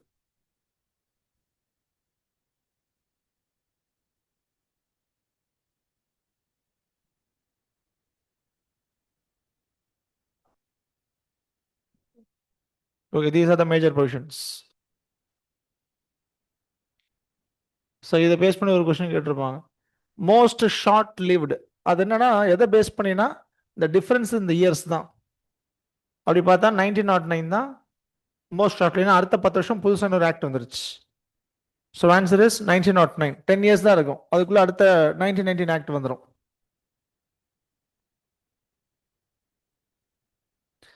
அதுக்கப்புறம் 1935 தான் வருது. ஸோ மோர் தென் 10 இயர்ஸ் ஆயிடுது. Okay, any doubt? So with this I will stop. 1919 அடுத்த கிளாஸ்ல பார்ப்போம். அப்படியே காந்தியும் ஸ்டார்ட் பண்ணிடுவோம். காந்தி முடிச்சுட்டு வில் சி 1919, 1935, 1947. ஏன்னா அது ஒரு ½ hour கிட்ட போயிடும். இருக்கிறதுல பெரிய ஆக்ட் எதுனா 1919 தான். ஓகே, அன்னோட்டேஷன் அப்புறம் ஷேர் பண்றேன். கவர்மெண்ட் ஆஃப் இந்தியானா பிரிட்டிஷ் தான். கவர்மெண்ட் ஆஃப் இந்தியானா பிரிட்டிஷ் இந்தியன் கவர்மெண்ட். அன்னைக்கு தேதியில வெறும் பிரிட்டிஷ் கிடையாது, British Indian. Difference between executive council and legislative council. இன்னைக்கு பார்லிமெண்ட் தான், அன்னைக்கு லெஜிஸ்லேட்டிவ் கவுன்சில். இன்னைக்கு கேபினெட் இல்ல கவுன்சில் ஆஃப் மினிஸ்டர்ஸ், அதுதான் அன்னைக்கு executive council. Okay, thank you very much. இந்த ஃபார்ம் நாளைக்கு வரும், அதை ஃபில் பண்ணிடுங்க. Thank you all. கவர்னர் ஜெனரல் எல்லா ஆக்ட்லயும் வீட்டோ பவர் இருக்கு, அவன் எங்க தான் இல்ல. 1833 law separate function. Law making is a separate function of the government. 1853, it requires a special missionary. Thank you very much.